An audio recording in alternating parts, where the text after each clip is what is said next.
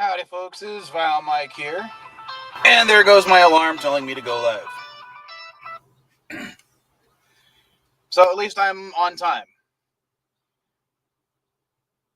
And to go to the comments real quick, because we were talking a little bit beforehand.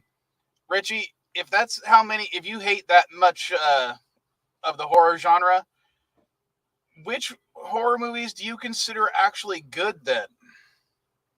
Or do you not consider any of them good?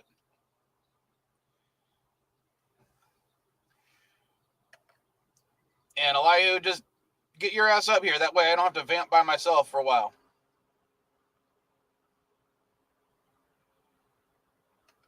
But let me bring this part up.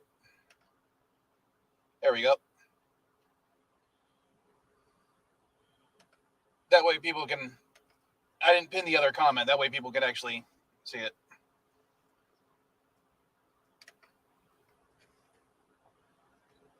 Just Alien? Because Alien is definitely a horror movie as far as I'm concerned. As is the first Terminator movie. But it's definitely in the sci-fi horror genre. So it's a little bit more niche than just horror in general. So do you like sci-fi horror, or do you just like aliens or Alien?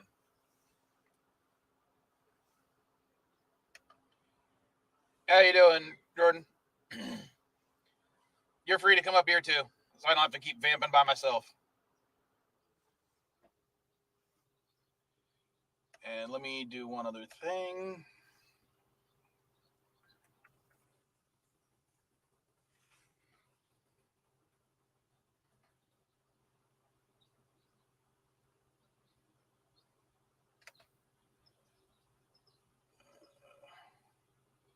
There we go. Terminator is absolutely a horror movie. I don't know where you're getting that.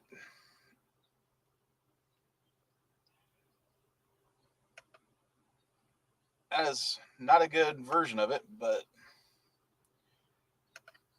I'm going to share it anyway. For those that don't know what Grimcutty is, this is one of the images I saw.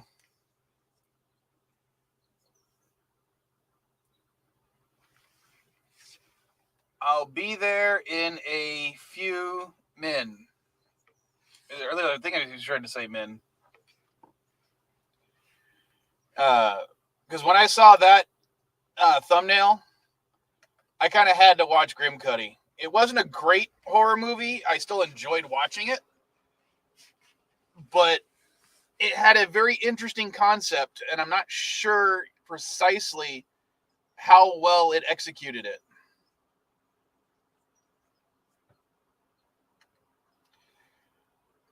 Yeah, Richie, I would rewatch Terminator then, because it is absolutely a horror movie with sci-fi elements, very similar to Alien. I would consider both of those being a sci-fi horror, not necessarily because they're certainly not science or sci-fi action. Their sequels are definitely sci-fi action, but both Terminator and Aliens got its start being a sci-fi horror.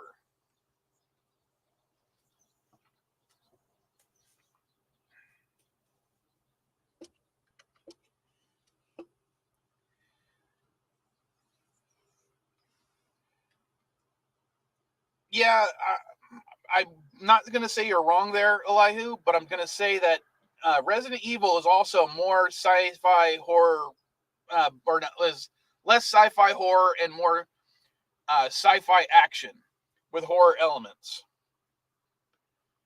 And T2 was definitely an action sci-fi movie. But the original Terminator is absolutely a horror movie. Let's see.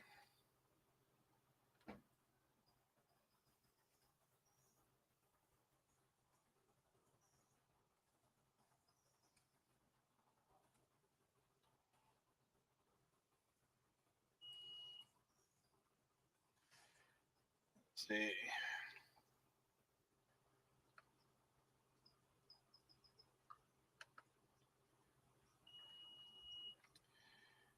Okay.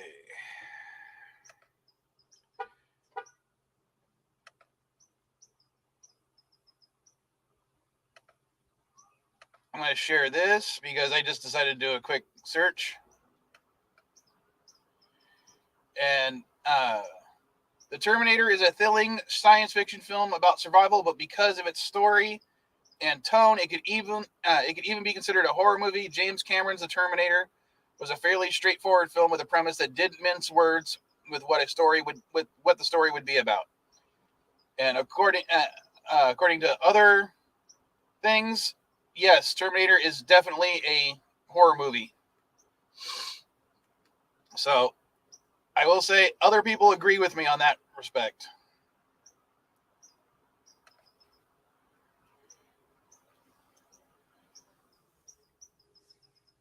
But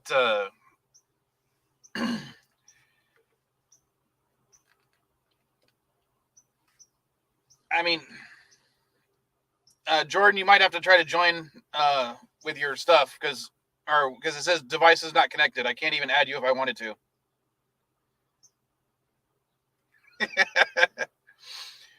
Well, I consider any movie that takes place around the Christmas season to be a Christmas movie. So that's just me. So that would also mean that Lethal Weapon 2 is also a Christmas movie, as far as I'm concerned.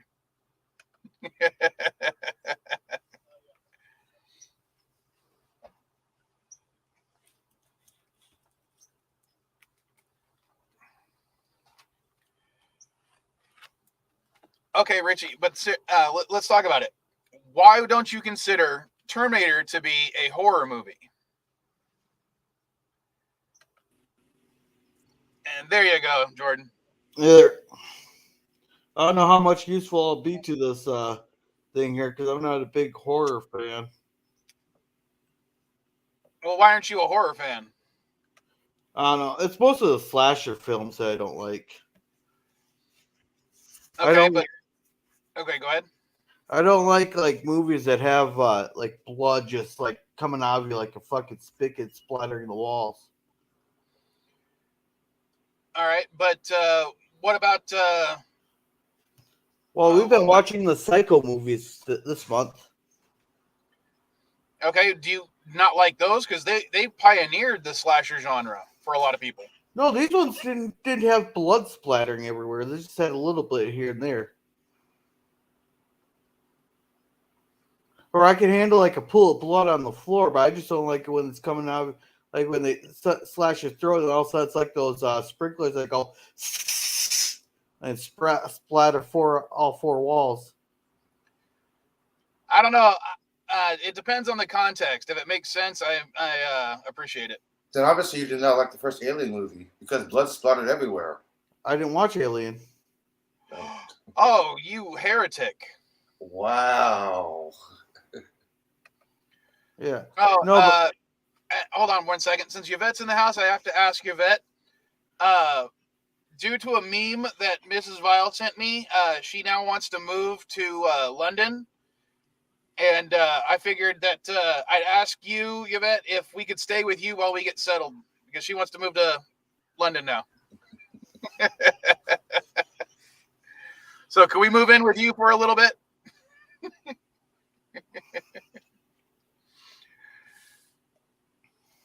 All right. But hold on. You have another fucking text message. All right. Apparently you're getting messages. Yeah, Elihu. that was not you. I know it wasn't me. Just to clarify, do you guys? I'm assuming both of you have seen the original Terminator. Yes. yes. Do you consider it a horror movie? No. No. Why not? It's sci-fi with guns. Well, technically, I mean, what actually makes the differential between a horror and a sci-fi? Yeah, I don't consider the first Terminator a horror movie because there's no element of surprise jump, surprise attack. you got some bad creature chasing you. That's granted for any kind of movie. Somebody's always after you. But there's no jump element. There's no scare element. There's no score. Listen to the score itself. There's no hint of any horror movie in the score of the Terminator, period. All right. Well, NB's joining us. Yeah, I agree. And the Terminator is not a horror movie. No, if you want to go sci-fi horror, Event Horizon would meet that criteria. That's I would absolutely psychological. agree. Yes, because that's psychological. It makes you think there's a jump scare in there. Okay. It's got the music there. Oh, that's a whole different argument, Elihu, because I consider psychological thrillers to be basically horror movies that are Oscar bait, because the Oscars refuse to give any credence to horror movies. They hate that genre entirely. So instead of giving credit to horror movies, they rebrand them as psychological thrillers. So any movie that's a psychological thriller is also a horror movie. Yeah. Pretty much. I mean, yes, I will agree with that. I would say most Alfred. I would say The Birds is a horror movie, even though it's a psychological thriller. Alfred Hitchcock did some of the greatest horror movies, and they were labeled psychological thrillers. Look at Rosemary's Baby. Yeah. Everything was always implied. It was implied in that movie. There was no blood, no jump scares, but it's still a horror. Well, okay. Here's a fun fact. I don't know who knows this or not. But do you realize in the original Halloween movie in John Carter's there was no blood ever shown? Yeah. Well, there was a little bit of blood when Michael Myers gets stabbed in both the eye and the neck. There are blood stains on his mask. I'd have to rewatch it, but I don't have. So I had an interesting development. So when I got back from my little vacation, are you up? What? I don't know what the fuck that means. A white tit? I don't know what a white tit is. That must be an across the pond slang. Well, I'm wondering if she's referring to tit as in the bird.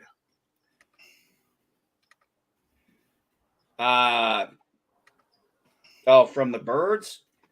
I hadn't even thought about that. Well, my daughter and I put up.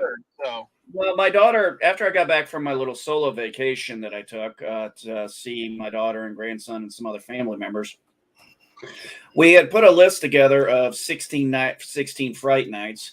So between now and Halloween, we are going to watch one horror movie each. We each picked 8. And then I ran into a slight fucking problem. I realized on this list of movies we have, I had virtually none of them. I had actually, I kid you not, I only had one on here, and I have Creature from the Black Lagoon because I told her you're going to watch at least one black and white horror movie. Oh, and I said and I was like, it's going to be my favorite one, which of the Universal ones, that's my favorite. But we have Halloween's on here, we have Screams on here, and we had Child's Play on here, and I'm like realizing as I'm going through my DVD collection, I look at our list and I'm like, we have none of these fucking movies.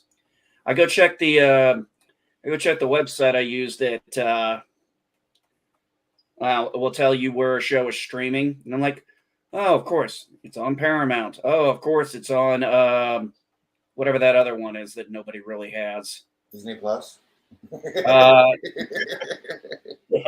No, the other one. There's Paramount, and then what's that Apple other one? TV.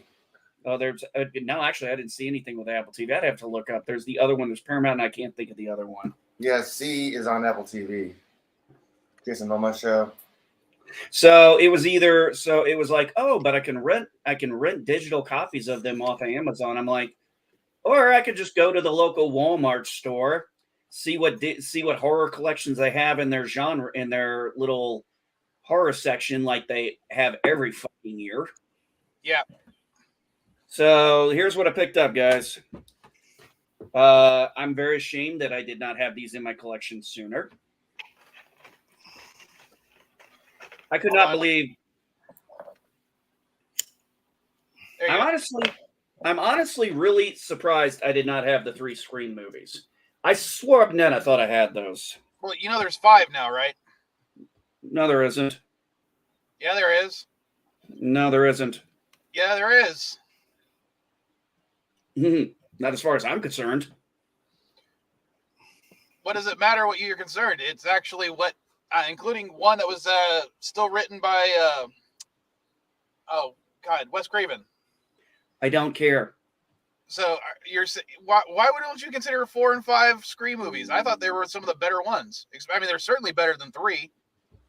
No, I've fucking enjoyed 3 very much. 4 was garbage. 5, I wasn't even going to waste my time on because I knew exactly what they were going to pull. I actually took the 3 legacy characters that were still around, and I was like, oh, they're going to kill Dewey off this time. I was like, it's going to happen. Well, to be honest, I'm shocked they didn't kill Dewey in 4. I think that was what everybody was expecting.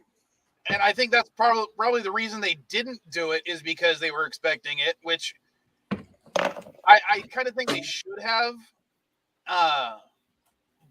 Granted, I do like his performance in 5, to be honest. He kind of takes over the Jamie Kennedy role. I can't remember his character's name. Oh, yeah, I know who you're talking about. Being the expert, because this time he's the expert because he's just been involved in so many. He survived. Yeah.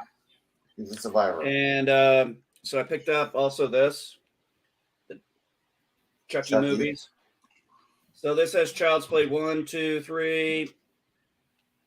James Earl Ray. Bride of Chucky, Seed of Chucky, Curse of Chucky, and Cult of Chucky. Okay, Bride and Seed of Chucky are just a hot fucking mess, but I haven't. They're comedies. Yes, they are comedies. They're bad comedies. I would definitely say that. Now, Seed of Chucky was god awful. Yes. I did like on that, right? I do. I like certain aspects of Bride of Chucky, and I think them going into the comedy was actually well done for that movie. Granted, you don't give a shit about the protagonist; you actually care about Chucky and Jennifer Tilly's character. I can't remember her name right now. That's why the show is successful now, because of the comedy aspect of the Chucky movies. Yeah. Well, I haven't seen the series yet. Oh, I actually saw a scene. It's kind of funny. Jennifer Tilly's in there, and the woman on the bed. She's like, "You're not Jennifer Tilly. You can never be Jennifer Tilly." I actually will probably take a look at it. Now, I'll be honest. Bride of Chucky, I would say, is right on the tip of a guilty pleasure. But I wouldn't go as far as to say it's a guilty pleasure. But I would be willing to sit down and watch it again. Because I actually thought there were some funny moments in that movie. Bride of Chucky, when they're having sex, Chucky, you have a rubber? I am rubber. Yes, I will admit, I fucking thought that was hilarious. Or the part where the guy's trying to get the girl and the guy back together and then realizes there's a dead body, doesn't know what's going on, and then just gets plowed by a fucking truck. I was like, okay, that was funny. I'm like, that was fucking funny. Or how about, I come back. I always come back. But dying is such a bitch. The only scene I really did not like, I mean, honestly, it's just the whole sperm scene that I just thought was so fucking sick. Wait, or was that in Seed of Chucky? I don't remember. Seed of Chucky. Okay, never mind. I thought that was in Bride of Chucky, but sometimes you can't sometimes we get our movies crisp. Now the last 2 movies here, this Cult of Chucky and Curse of Chucky, I have not seen, but I've heard some people say some good things about them. And hold on. I've seen both of them.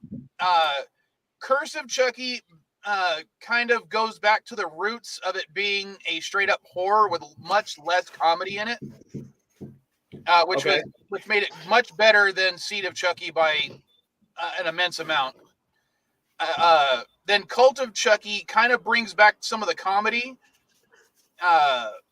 and but it's not nearly as bad. But the best part about it is it brings back the Andy Barclay character, or Andy, whatever his name is. Yeah. Including being the original actor. And then the other one I picked up is very near and dear to my heart. I enjoy almost every movie in this series except for really two. There's really only two I don't like in this series, and that's the Nightmare on Elm Streets. Hold on, I'm gonna solo you again so you can show it off. And which ones does that include?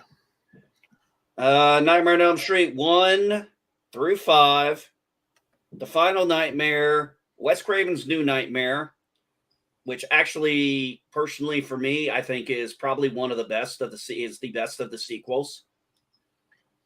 I'm sorry, I was reading something else. Sorry, what were you saying? And Freddy versus Jason. Okay, I don't consider. Well, okay. New Nightmare is and both isn't a Freddy Krueger movie. Okay, I will agree with you on that. Because the villain, while looking like Freddy Krueger, is technically not Freddy Krueger. It's basically a demon who's taken his form because the movies became popular. I don't know. I thought that was an interesting aspect of it. I just thought it was. Oh, I agree. It was unique. Okay. Robert Englund played a great Robert Englund in the movie. Okay, he played a great. Yes, himself. Robert Englund did great playing himself. Yes. gives a whole nother term, gives a whole new meaning to playing with yourself. And by the way, that artwork was his original paintings. You guys didn't realize that. So here's how the Nightmare on Elm Streets work for me. This is generally how I watch them. The first one, the third, the fourth, the fifth, and Wes Craven's New Nightmare. Now, Freddy versus Jason, I separate into a separate universe. I don't consider them part of the same universe. I don't consider that part of the Friday the 13th or the Nightmare on Elm Street universe. I consider it kind of a, I don't know, fanboy service, basicing. I enjoy it, but that's what it was. So you thought when when Freddy dies, Jason dies, you see Freddy's mask take Jason's mask out on the ground. You think that was fan service? Oh, sorry, Mr. CCDV. I didn't see you join the. Are you talking? That's all right. I'm here now. Are you talking about that? You're talking about that Friday the 13th movie, Jason Goes to Hell? Yes, where at the end you see Krueger's Jason and Freddy. That was definitely fan service. That was definitely fan service. Well, that plus was the fan fact service. Hold on. I want to do two things real quick. One, Caddy's in the chat, so everybody say hey to Caddy. Hey, Caddy! Eldest vile child, my pride and joy. And the only downside was they didn't have. I was kind of hoping. I was hoping they'd have a Halloween and a Friday the 13th collection, but we just didn't have any luck with that. Where's your alcohol? Okay, he's got it. He's got it. He's covered. And just because we're talking about coffee real quick, I did create a Stream Element store, and you can buy a coffee cup that has both of the avatars created by Yitzy on it for a Vile Mic for me. Fantastic. So it has the one that you're seeing right now on my little thing that has Caddy dressed as Link from Legend of Zelda. And it also has the one where the only difference is she is dressed as a Star Trek officer from Enterprise. That's the only difference between the two. Let's see. I need more coffee. There. I am also from Star Trek. Thank you very much. You're a revenant, man. You like being fucked by bears. I'll be here till the end of time. Thank you very much. Yeah, we'll be here till the end of our time. Oh, and sweetheart, if you want to come up and tell us what you want me to sell, you can do that too. Otherwise, you can call me after the stream. What I'm taking it as where that comment is, the stuff you got to sell is her and the boyfriend. I just wanted another coffee cup. There's a Superman comic book and a coffee cup for $5. Right. I don't mind drinking beer out of a coffee cup. I don't have a problem with that. Hey, Mike, have you seen the Super Mario Brothers trailer? I have not, because I am not interested in this movie in the least right now. Mostly because I think Chris Pratt is kind of a prat. Everybody's Well, going to his accents. He's a crisp rat. What are you gonna do about a crisp rat? I mean, eat it. Well, I did say they've got time to work on that voice. Hey, they Can you fixed guys still Sonic. hear me?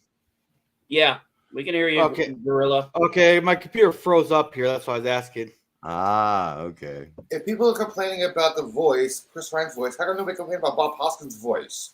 He didn't have an Italian Because accent. we when he played complained Mario. about everything else. Bob in that movie. Hoskin? Seriously, Bob Hoskin? You're bringing up Bob Hoskin?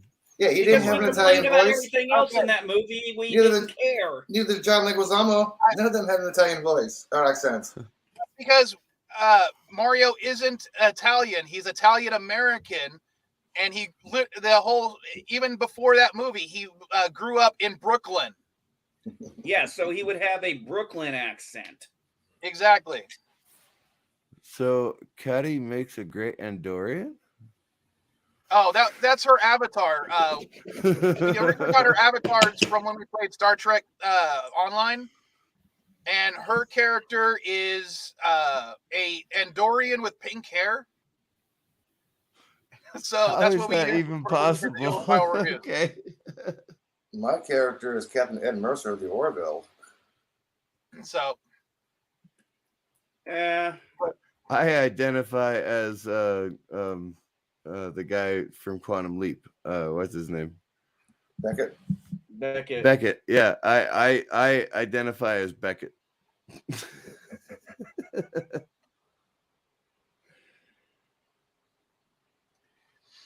when I picked the Andorian, I didn't know what it was. I just thought the blue alien was pretty. You think Smurfs are pretty. You think Smurfs are pretty. You think avatars are pretty. Okay. Okay. To be fair, when we started playing Star Trek Online, she had not watched anything Star Trek related except for the first of the JJ Star Trek movies. We lost Gorilla. Oh, ouch. The 2009? Star Trek 2 and maybe Star Trek 3. Wrath of Khan, we're watching on Saturday, this coming Saturday. I don't know if you're going to be able to make it out there, Vile Mike, to Arlington, Texas. No. We're going to watch Wrath of Khan Saturday. I'm so looking forward to it. Oh.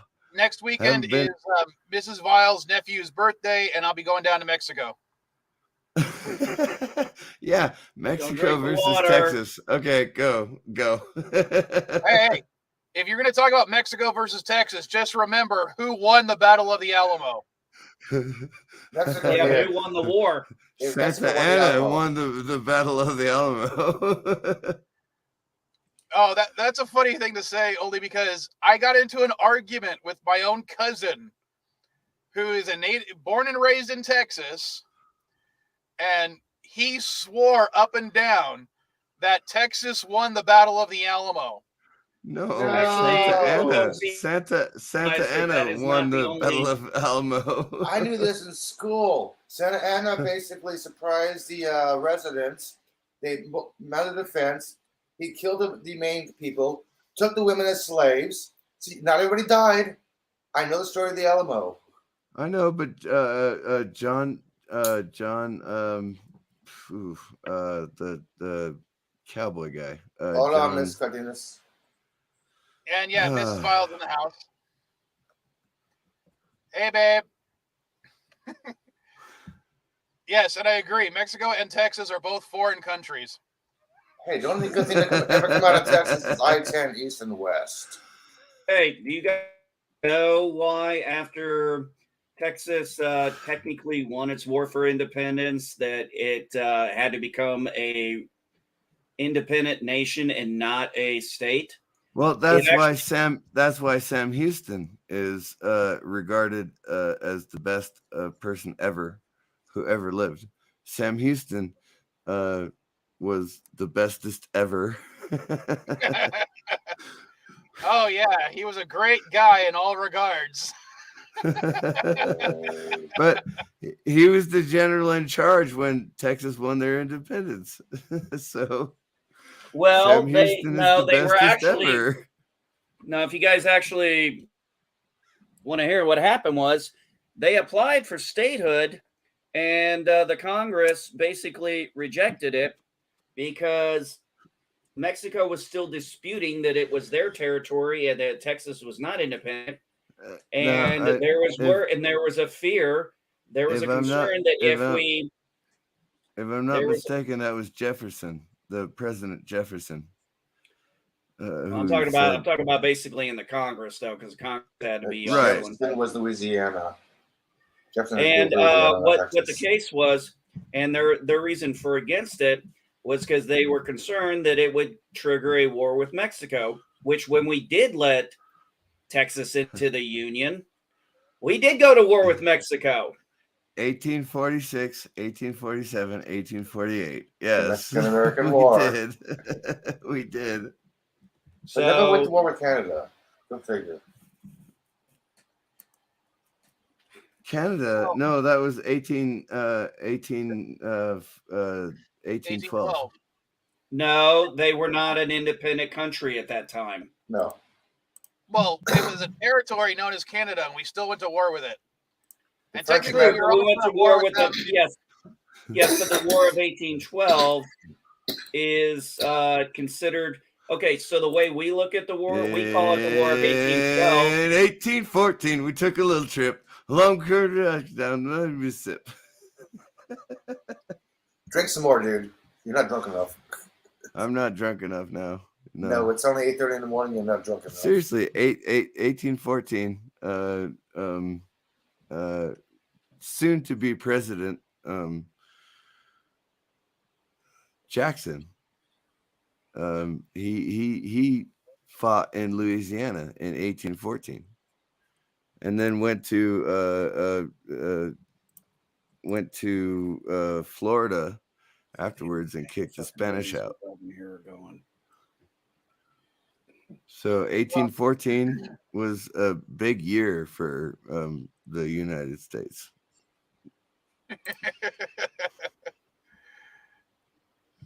No, one of the things you got to remember, one of the things is we call it the War of 1812. If you actually look at Britain, they actually tie it into the Napoleonic Wars. Yeah. Yeah. They don't consider it the War of 1812. They just they lump it in with the Napoleonic War. Well, they burned out Washington, D.C. I mean, they literally did do that. Lit Washington, D.C. on fire. Well, they did do that. They did do that. All right. As much as the history talk is fun, let's save that for another CNA stream. Let's go back to the horror movies, because that's what I wanted to talk about originally. Well, I would hope so. It's fucking October. Well, out of all the 16 movies my daughter and I have down, we went from only having one DVD or one of the movies to be able to watch to now we have at least half of them. So that's a plus. We might change. I'm going to have to look at Amazon and see if I can't get something shipped here Prime. So my 2-day shipping will get here in 5 days. Do you have Blair Witch Project? I will not fucking watch that movie ever again. Oh my God. I'm asking Blair Witch Project. I'm asking for the principle because that's basically what started all the found footage movies. And I hate found footage movies. I hate found footage movies. I hate them so much. When I first saw that movie, literally, I saw it for free at our base movie theater, and I wanted my goddamn money back. I wanted my money back too. My girlfriend told me that you have to go see this movie. It's so scary. And I went and saw the movie, and I broke up with my girlfriend. Well, people are saying that the movie Terrifier 2 is making people vomit and get sick in the theaters. Well, sure. If you're I've if you're heard- just doing if you have problems with being able to stand still, then the movie's gonna make you vomit. Motion sickness. Yeah, but it's basically people are vomiting because of the scenes in the movie. I can believe it. Well, See, I I haven't don't seen like either one gross yet. horror. I can't do gross horror. I just can't fucking do that shit. I don't like it. Corpses. No, I don't like House of No, I did not see House of a Thousand Corpses. I saw Devil's Rejects, and I was like, this is just fucked up. I love Rob Zombie's music, but god damn. Devil's Rejects was a psychological, not an actual physical horror. It was more psychological. That's what made it so great because Rob did it. Because it was psychological. I like sorry, watching. I agree with NB. I saw Devil's Rejects. I did not like House of a Thousand Corpses. I didn't like any of them. I think they try to make the essentially the killers the good guys in a way, and it's not fun to see someone that psychotic be considered a good guy. That was the point. Every single horror movie, the bad guy is psychotic. This is the good guy's point. I like watching body horror shows, right? So So you like Human Centipede? Oh God! That went over the edge. No. Oh God! Okay, we had a guy. Since you brought that fucking piece of shit up, we had a guy I worked with on night shift. He was Navy. I was Air Force at the time. Well, there's your problem. Well, yeah, tell me about it. So he would bring movies in, and we'd throw them in the DVD thing and pop them up on the screen while we were there. And hey, Salty. Hey, Salty. Hey, Salty. What the hell? You in the stream early, man. And I told the guy, literally, I'm like, okay, I'm going to try and avoid this movie. And unfortunately, I was trying to read a book, and that movie was playing, and I'm just like, I finally left the room after a little while. I was like, I got to go take a break. Hold on. There's two things about this story that I don't believe. First, you worked with the Navy. and second, you know how to read. I would hope so. It's my last fucking name. It's kind of embarrassing if your last name is Reed and you actually can't read, even though my name isn't spelled the same. My name is spelled with two E's. Hey guys, but anyway, he's playing. This fucking movie is playing, and I told him literally after it ended, I said, "You ever bring another fucking fucked up movie like that in here again, I'm throwing your ass down 3 flights of stairs." Hey guys, Salty's in here. He's not LDG. He can talk with sense and meaning. So what's up, Michael? Are you sure you can talk with sense? I can try. Well, I know you guys were talking about like really gory movies and stuff, right? Well, he said I prefer body horror horror versus now I love suspense movies, like Hitchcock suspense movies. But if you're going to talk horror movies, you got to talk about body horror, and so that's my preference. I'll tell you this: is that for me, what horror is at its core is you build a character up, you try to get the audience to empathize with this character, and then you put the character in mortal danger so that you get the audience right. So the audience is vicariously scared for this character. Empathize, right? Like is that a word? Yeah. Like it just helps the new movie Prey, the lion attack. Well, I'll tell you, like Halloween, the original Halloween does it so well. I mean, it's like a textbook example of how to do it because they build up Laurie Strode as the good kid.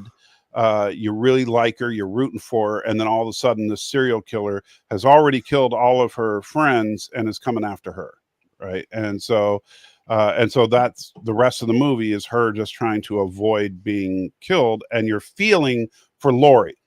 Where it doesn't go well for me is most of the Friday the 13th type films because they don't build up the characters. They're just a bunch of people that they're gonna run off, have sex, and get killed. Right? That's did they literally just remake Halloween this year?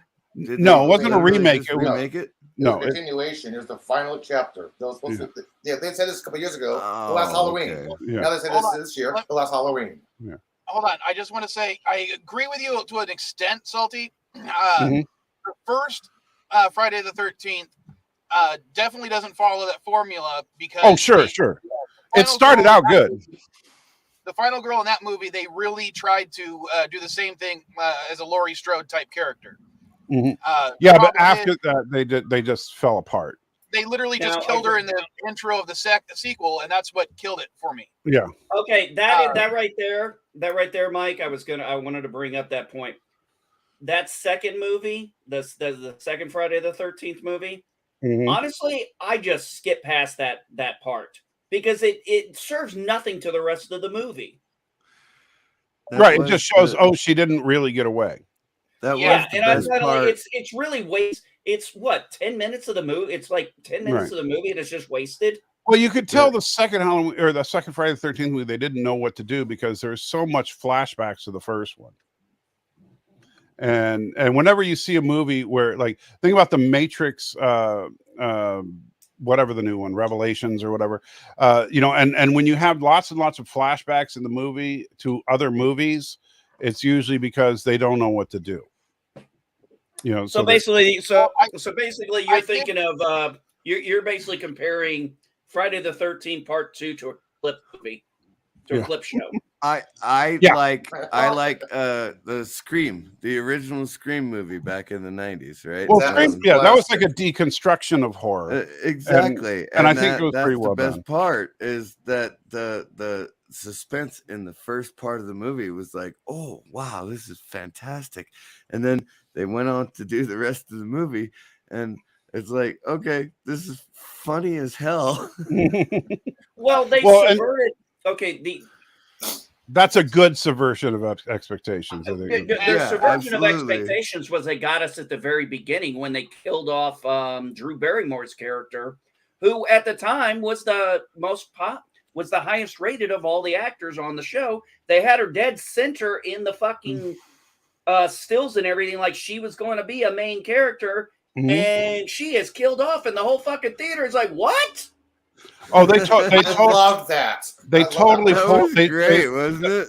Well, that's that a was quite- so good. That's a classic Hitchcock move where Hitchcock killed Yes. Crane in the middle of Psycho, and everybody thought she was the star of the show. And when you, that's something because that keeps the audience on edge because you're Yes, like, because oh you crap, had no idea who was safe now. right. But as far as hard gore in a movie, I'm indifferent to its existence. I say if it serves a story and it's a compelling story, put whatever you like. Hellraiser, I love the Hellraiser movies, and of course the gore. Just looking at the Cenobites can be disturbing, right? Because especially in the new one, they did such a good job with the Cenobites. But you look at how their skin is peeled off and things are rammed through them and all this. I mean, it's just like, it makes you cringe, like you feel that pain, right? How did you, Salty? How did you like that new Hellraiser? I haven't seen it yet. I thought it was really good, although not a big fan of the ending. I'm gonna, because it actually looked a little interesting, and I really get Hold on. annoyed that people. Oh, sorry. I just want to know, are you talking about the ending, like the last? Yeah, the ending? very last thing that happens.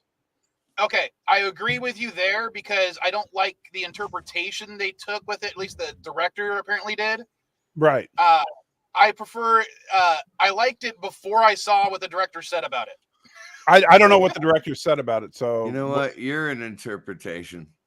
Can you tell me what the director said without ruining it for Geek? The director basically said that yes, he becomes the new a new Cenobite, Yeah, that's what I figured. and I didn't like that aspect. I thought it would be better if he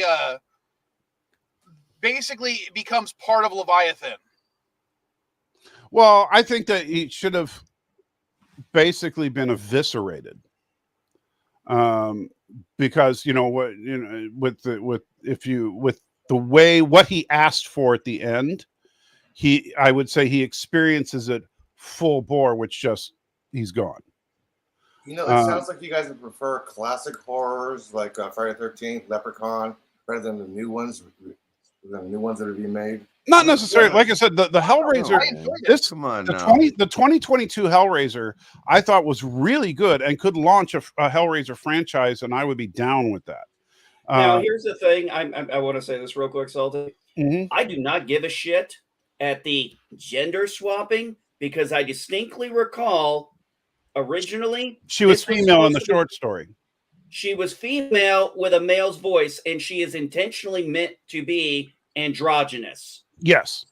And so, yeah, and I will tell you, the new Pinhead is scarier than Doug Bradley was as Pinhead. Okay, now you Really? Really? I will disagree with Okay. you there. I'm not going to say that she was scarier than Doug Bradley's. I'm going to say she was on par with the original Doug Bradley Pinhead from the first two movies. Here became a Freddy clone. There's two pieces that because now don't get me wrong, Doug Bradley as Pinhead is iconic, right? I thought he was great. That was one of the first movies that my wife and I saw together. But the way, like the way she controlled the other Cenobites and the way that she controlled the chains seemed like next level compared to Doug Bradley's Pinhead. Well, I don't think Doug Bradley's Pinhead was even intended to be the main antagonist in this. The character wasn't even called Pinhead. He was just like Cenobite, whatever, you know. In the credits, he was just known as lead Cenobite, but in the novella, he was called the priest. Right. And by the way, in the credits, the new Pinhead is called the priest. If you look it up on IMDb right now, and you'll see her part listed as priest. I think that Pinhead the thing is, Pinhead like is really to be just held- the unofficial name we gave it. Right. That was what the fans gave it because of all the pins. And I like to be held in suspense. Mhm. So that's why I like the fat guy. Fat man. Butterball. Yeah, he's the only I one like that being from the held in original that doesn't suspense, appear in the new one. right? Like Rear Window. Like I'm in suspense in Rear Window, and Well, if you want a good new suspense, psychological thriller suspense, I honestly would recommend Black Phone. I thought that was fucking great. I'll tell you, for me, if you want some serious, Thank you, Elihu. No problem. To me, if you want some really serious suspense, Don't Breathe. Yes. Don't breathe, man. That was intense. Wow. That was intense. Yeah. So, man, oh man, that movie got me. But is that on Netflix? I don't know if you can where No Breathe is streaming, but give me a second, I'll find out for you. But with things like the Cenobites, if it's done right, and this is what they did well with Michael Myers back in the beginning, and I think they did it well with the Cenobites here, is you have to have a feeling that they are completely and utterly unstoppable. That no matter what you do, sooner or later, they're going to get you. Well, that is what a Revenant is supposed to be. Right. Revenant comes back for a purpose. Right. And the Cenobites in this, while they do show that the Cenobites have limitations, but at the same time, like, because this guy designed basically like a fortress to keep them out, and it worked. However, they weren't going anywhere. And sooner or later, you got to come out. Yeah. And so you still had that feeling that they are screwed, even though they were in a safe spot, because no matter what they do, they can't leave the building. And sooner or later, they're going to have to. I think Richie Poole is absolutely correct on what he said. How many final chapters has Halloween had anyway? Honestly, not that many. Halloween. Ever hear the story of the boy who cried wolf? Halloween. Seriously. Technically, Halloween is including the one that just came out, which is only on Friday. The new Halloween has 4 separate final chapters. Which ones are you thinking of? Okay, it has the final H2O, one of the Blackthorn trilogy. So Halloween H2O 5, is supposed to be done. Halloween Resurrection, Rob Zombie's Halloween 2, and now this one. Well, okay. Now, first of all, I wouldn't count Rob Zombie's Halloween 2 because that was a separate universe, so to speak. Oh, I think well, that's what he's trying to point out. Yeah. That's the problem with Halloween is it has 4 separate universes. Right. Because Now, I think the current one is the best. well, for those that don't know, the first 5 Halloween movies, ending with I think it's the Curse of Michael Myers in 1995. That one is like the first of the Halloween series to be completed. Then you But have don't forget that Halloween H2O and Halloween Resurrections, which discount Halloween's 3, 4, 5, 5, and 6. These are some of the iterations of Michael throughout the years of how his master's changed. Well- If you're wondering. I'll tell you this. and when it don't comes to forget, Halloween- don't forget, Vile, that Halloween, the Halloween 3 Season of the Witch is a separate universe as well, which you can confirm because in that universe, Halloween the movie existed. Yeah, because it was actually showed on the TV. Right. So it obviously was not in the same universe as the original Halloween. So Season of the Witch is also a separate universe. H2O is the one that I expected the series to end with. I thought Yeah, H2O was yeah, awesome. because- I really did like H2O. Yeah, Laurie Strode just like chopping his head off at the end. Yeah. So here's my thing with the Here's Halloween Jamie. movies. Here's Jamie over the years. I've never seen now Jamie Salty. Now Salty, I haven't seen the new. I haven't seen the new Halloween. This current. I haven't either. I have not seen that. I haven't seen the Rob Zombie. Well, no, wait. I saw the first Rob Zombie one. I actually am interested in seeing the second one because I actually thought the first one was pretty goddamn decent. I thought he really tapped into a little bit of. I was Halloween. mixed. Sorry. I was mixed on the Rob Zombie take because they did 2 things that I'm not a big fan of. Is one, they tried to make Michael Myers like they made him an abused kid. They were basically making it excuses for what he was doing. And number 2, they made Laurie Strode into a slut. And I didn't like either of those choices because I like the idea that Laurie Strode is the virtuous character. Yeah, she's the babysitter. She's the one who is just there because she's supposed to be taking. And I like the girl they got to play Laurie Strode, but I didn't like the creative choices they made with her to make her basically more like a real kid, so to speak. You know, so they basically made her less virtuous, and I thought that was a mistake. Because every teenage girl is a slut, right? Every teenage. Well, you know, from Rob Zombie's perspective. So for me, Halloween 1, 2, and H2O are my Michael Myers ones. Mm-hmm.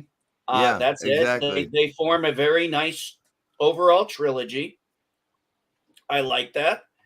I don't like the movie that came after it because I thought it took away everything from H2O. I agree. Well, and they killed Laurie. They did the same thing with Laurie that they did in Friday the 13th with that movie. Yeah, that was the worst thing ever. Yeah, and I was like, and at that moment, I was ready to walk out. I mean, literally, I didn't go to the theater to see it, right? But I was. I ended up watching the movie, and I was like, I should just turn this fucking thing off when they killed off Laura. Oh, Peacock TV. And then, okay. Thank you, Captain Fandom Nerd. But I love the ending of. But I love the ending of H2O because I thought, okay, this is it. And then they go and try and retcon it in Resurrection with, oh, he crushed this guy's windpipe and put the mask on. Like, oh, give me a fucking break. Right. I'm back. I need to, Georgia. Yeah, and yeah, I don't mind if a horror franchise like with Michael Myers, you think about the end of the first Halloween, that's a classic, right? Yes. Where right. Oh my gosh, he's gone. It's gone. Yeah, the body is gone, right? Like he should have been dead, but the body's gone. So you're wondering now. Right. That's a great ending. But when you start if you do an ending where they try to say, yeah, this is it, and they show no resurrection at the end, no surprise that and then they do another sequel because that one made money. When Freddy pulls Jason's mask, down. You know, it's like, really? Well, when you Come talk about on. Freddy and Jason, that's a whole other level of immortality. So, I mean, Jason resurrected from just his mask at one point. So, yeah, the Friday the 13th movies, man, I don't know where you should. The watch order on those is like, I don't know. I don't really know how to say which ones are You know good. what? Well, But yeah, I'll say no, this. I there would is no say- watch order on those. There's no watch order on those at all. actually, there is. hold on, There hold on. actually I don't is. If disagree you with need There to is a watch, watch I don't order. disagree with that. Halloween. I'm sorry, Friday the 13th. 4, 5, and 6 are basically a trilogy in amongst themselves because they star the Tommy Jarvis character, the one played by Right. Corey Feldman. Oh, and I think Oh, about okay. Oh, I know what you're talking about. Okay. yeah. So I, So- my wife and I, a couple of years ago, we watched all the Friday the 13th movies chronologically, and well, there's granted, your problem. well, granted, the further down, like when you get to Jason Takes Manhattan, and the Friday the Jason in 13th, space and all yeah, that the Jason in stuff. space. Yes, those are silly. All right, but it does make a certain amount of sense if you watch it chronologically. You kind of see Jason becoming more powerful as time goes on, but and Jason could be a great serial killer, but they needed to keep it grounded instead of doing things like, oh, let's shoot him into space. That was just a really stupid. It's Jason Lives is the one where they bring him back. Mhm. That's when they first introduced the supernatural element because he gets brought back by a lightning bolt, essentially. Right. Wasn't that part that's 3? Or no, that was part 4. That was part 6. Oh, really? Wasn't okay. So part part- 6 is where they really. So he became supernatural because of the lightning bolt. Basically, yeah. In part 7, they introduced the girl with psychic powers. Right. And in Actually, I like that one. I'm I'm- going to be honest with you. Part 7 is the first Friday the 13th movie I saw. I Okay. can't believe I've actually seen these movies. And I thought it was going to be more like that in all the other ones, but no, it's Right. kind of grounded until essentially the 6th part. Right. Well, because then all of a sudden he's fighting the X-Men, and Yeah, it's like, literally. what is this? Ta, ta, ta, ta. What do you guys think of? Okay, not because okay. What do you guys think of Season of the Witch? Because as a not Halloween movie, if you just took the Halloween 4 more part days till off, Halloween, Halloween, Halloween. 4 more It's the days till season Halloween. of the Silver Silver Shamrock. Shamrock. Look, I actually Season of thought the that Witch. Season if of the you Witch just take is, if you actually take the element of Halloween and the expectation of Michael Myers showing up, it's actually a pretty damn good movie. Well, the problem is, though, is it's also not really a horror movie. You know, Oh, I Season of- disagree. I think it's a horror movie. It's just not a slasher movie. well, I don't know if I would call it. Movie. I mean, Okay, it feels almost more like a procedural cop film to me. And That's it's a good way to put it. yeah, I don't think it's the worst movie in the world, but I do think it suffers because they called it Halloween. And I know they originally wanted Halloween to be an anthology series, but everybody demanded Michael Myers back, and so it just became the Michael Myers show. I think the anthology concept was a bad one, and going to Season of the Witch. The other thing about Season of the Witch this is what really pissed me off when I first saw it. There was no witch. You know, it's called. I disagree. Well, I think the there were entire people that were. Shamrock Corporation was like a modern take on witchcraft. It was, but when you hear "Season of the Witch" and the poster shows these kids walking, and one of them is dressed as a witch, I want to see an honest to goodness witch.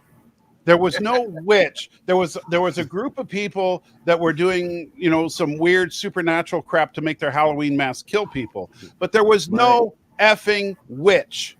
I wanted to see a witch running around killing people, eating children, whatever witches do. And my but aunt, we didn't get that. Every Halloween, my aunt would wear the hat, the great big pointed hat that would flop over. Oh, the witch's hat. Every single year, she would do that. Now I understand you're not. Yeah, you're not going to have, you know, a woman on a broomstick flying around going, "Yeah, I'll get you, my pretty," you know. But you know, I would want to see some kind of modern take on a real witch, and we didn't get that. And I was very disappointed by that. More than the lack of Michael, I wanted to see a witch. And what would have been really interesting is if they had both. You know, Oh, absolutely, yeah. A revenant versus a witch, absolutely. That would have been fantastic. Yeah. See, now look at that. Look at that poster. That looks like we're going to see a witch. That looks like Darth Maul. Because of the pointy hat. Because of the pointy hat. You have the kid dressed as a witch in the center, and then you have the ominous face in the background. That's Darth Maul. You're thinking witch come. There's a witch coming, and instead you get evil corporation. The witch. But that's not a witch. That's a That's an evil corporation. Come on. Hey, Shamrock makes the best milk in Arizona. All right. You can't have a witch be in charge of an evil corporation. We didn't see a witch. We saw a group of people that were just casting some kind of weird supernatural stuff. So we got a cult of witches.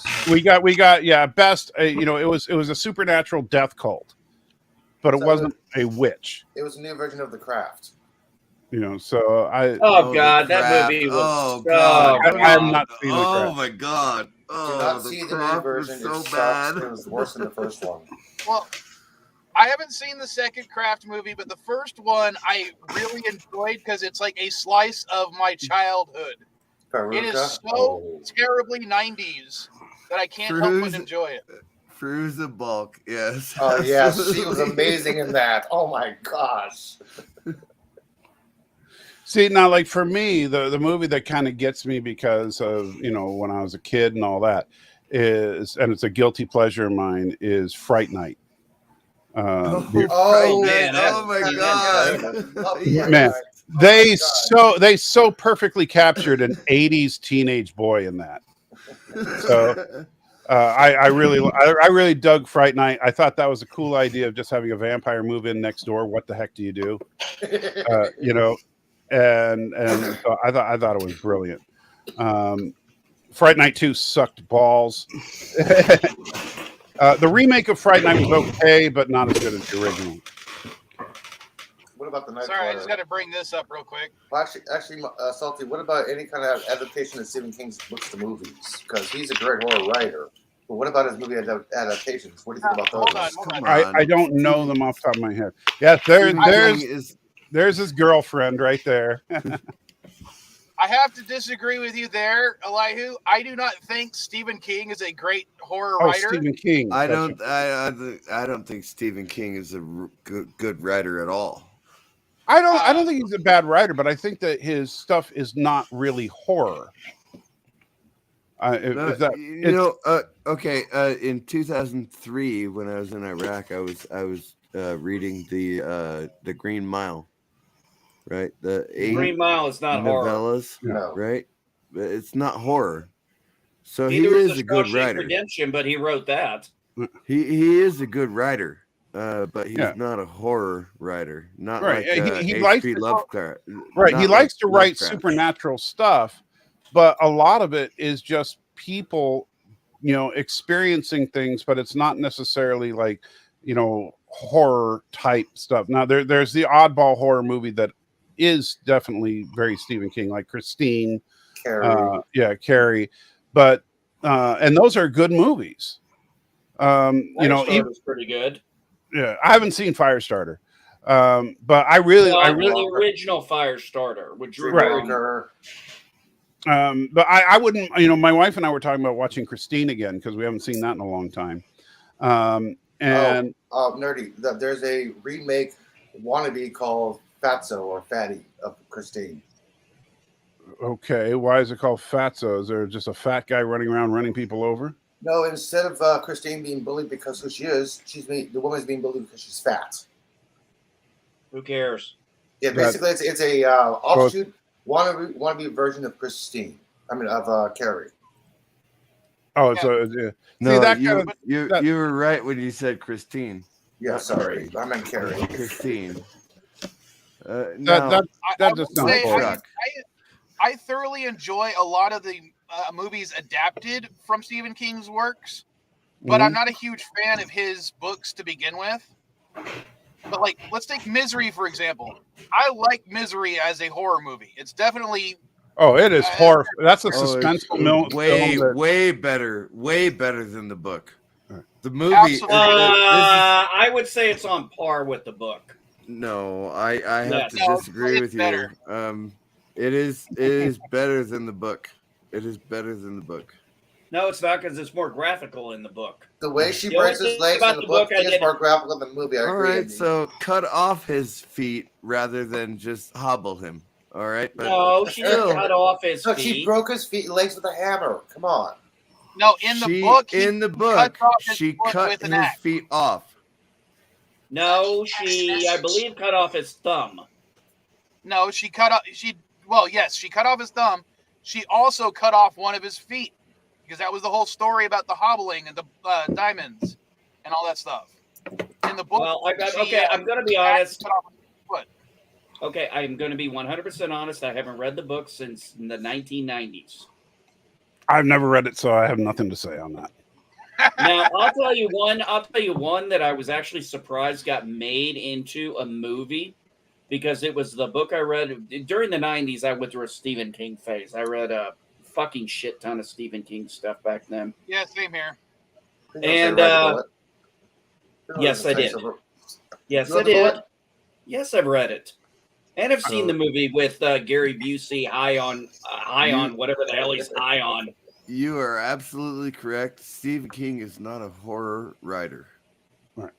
No, he's not really a horror writer, but the movie that really surprised me that he managed, that got made, that shocked the shit out of me, because I always said I did not think they would ever have the balls to make it, was Gerald's Game. And if you don't know what the movie's about, really? That's the one Yeah. you think is wrong? Okay, fine. No, I didn't say it was wrong. I quite enjoyed the movie. I enjoyed the book. I just didn't really believe they would ever make it into a movie. I can believe that. I can believe that you wouldn't think they would make it. And well, the thing was, they made it. They did make it into a movie. I saw it on Netflix. I had my wife come in there. I'm like, you got to see this with me, because remember that book? Remember that Stephen King book I always told you about? She's like, yeah. I'm like, somebody actually made it. So I'm like, we sat down, we watched it, and I was like, damn, this was pretty good. Sorry, Salty, what are you printing? You can't tell? It looks like some kind of mask. It's a helmet. Is that Groot? No. Oh, is Sorry. that? I don't want to say it out loud, but is that a certain comic book character's mask? Yes, it is. That's not the Mach 5. No. I'll give you a hint. Coming very soon. Is it a DC related property? It is. Dr. Fate. There you go. Yes. I wasn't going to say that, Elijah. Oh, yes. I'm sorry. He said coming soon DC. I'm like, Dr. Fate. Yep. So I'm attempting to print a life-size Dr. Fate helmet. We'll see. I don't know if it'll fit over my big old head, but I'm doing my best there. And I actually have, I don't know if they'll work, but I have these little things that they're like transparent lenses that you can put in the eyes, and then you put power to them and they glow. So hopefully I can do that. That's going to be wonderful. Yeah, that's going to be wonderful. If you can pull it off. So what I would do in that case is I do it in halves. That way, if in case it is too small for your head, you can add some stretching material in between the two halves, so it'll actually fit. Saying he's got a big head. Oh, okay. I know what you're talking about. The thing about Dr. Fate is that, his chin, if you look at the helmet, the chin sticks out, right? Yep. And then you have the fin on top. And so that makes it more difficult to print, because you have this really long, unless you break it up into a lot of parts, it makes it hard to print because it's such a long mask. But I'm trying to do it in one piece, because they're generally, they look better for the most part if you do them as a single print. I couldn't quite get on this printer. I couldn't quite get it at 100% scale. It's at 95%. So we'll see if I can't fit into that, then I'll break it in half and do 2 halves at 100%. I do believe, Salty, that your head is ginormous. So He's got a big head. I'm not denying that. Yeah. But of course, we all know why you've got such a big head. He needs room in there, man. Why Yeah, not? No, it's it's because hard- hot air expands. But man, I am not LDG. Come on now. That's what I said when he came out. Come Yeah. on, he can make sense what he's talking about. Oh, not LDG. That should be your name next time you change your name. Not LDG. There is a not LDG already on YouTube. Is there really? Yeah. Yes, but it's also LDG. Oh, okay. Yeah. Of course it is. Of course it is. Has he been talking about Manifesto showing back up in the Marvel Universe lately? Oh, you mean Oh Mephisto my with Sacha Baron God, Cohen? Manifesto. I read that with Sasha this morning. We are actually talking about horror now. Well, have you? Well, yeah. But now Marvel has produced their first genuine horror property with Werewolf by Night, and if you haven't seen it, it's worth a watch. Actually, Salty, I will agree. I was very actually impressed. The way the trailer made it look like it was going to be some cheesy little thing. I Right. was actually surprised at how great it looked. And it was actually much gorier than people would expect from a Marvel property. Oh, the yeah. blood splat on the camera. That was Is great. that on Amazon? Is that on Amazon? No, it's on Disney. or is It's it- on Disney Plus. It's Disney Plus. Okay. All right. I'll Yeah, if watch you go it. to Disney I'll Plus, watch it. go to the Marvel section, Werewolf by Night. It's a one-shot, 1 hour. Oh and- my and- God, that was such a good movie. So you It did really see it. was good. It Yeah. really I was did see good. it. Yes, it was a very good movie. Oh my God, black and Oh, white. and there's not LDG. Not LDG. That's what happens when you guys say his name 3 times. We did I not say always the said B it word. once. Yeah, I did That'll not say the happen. B word. That'll 3 times. happen Come on. every time. That'll happen. I thought it was every time. Prometheus 3 times. Shut up, Jordan. What's going on? Just for those who need a little Morse code. Wow, you just got more than talking 6 horror people. movies right now. Hold on. I got something working right now. Hold on. What do I got working right now? There. Oh. Dude, I knew it. turn it up. I can't turn it up, man. I can't hear. Get it out of your system. All You gotta be careful though. That's so original. You might get content matched across YouTube. I'll take it back down.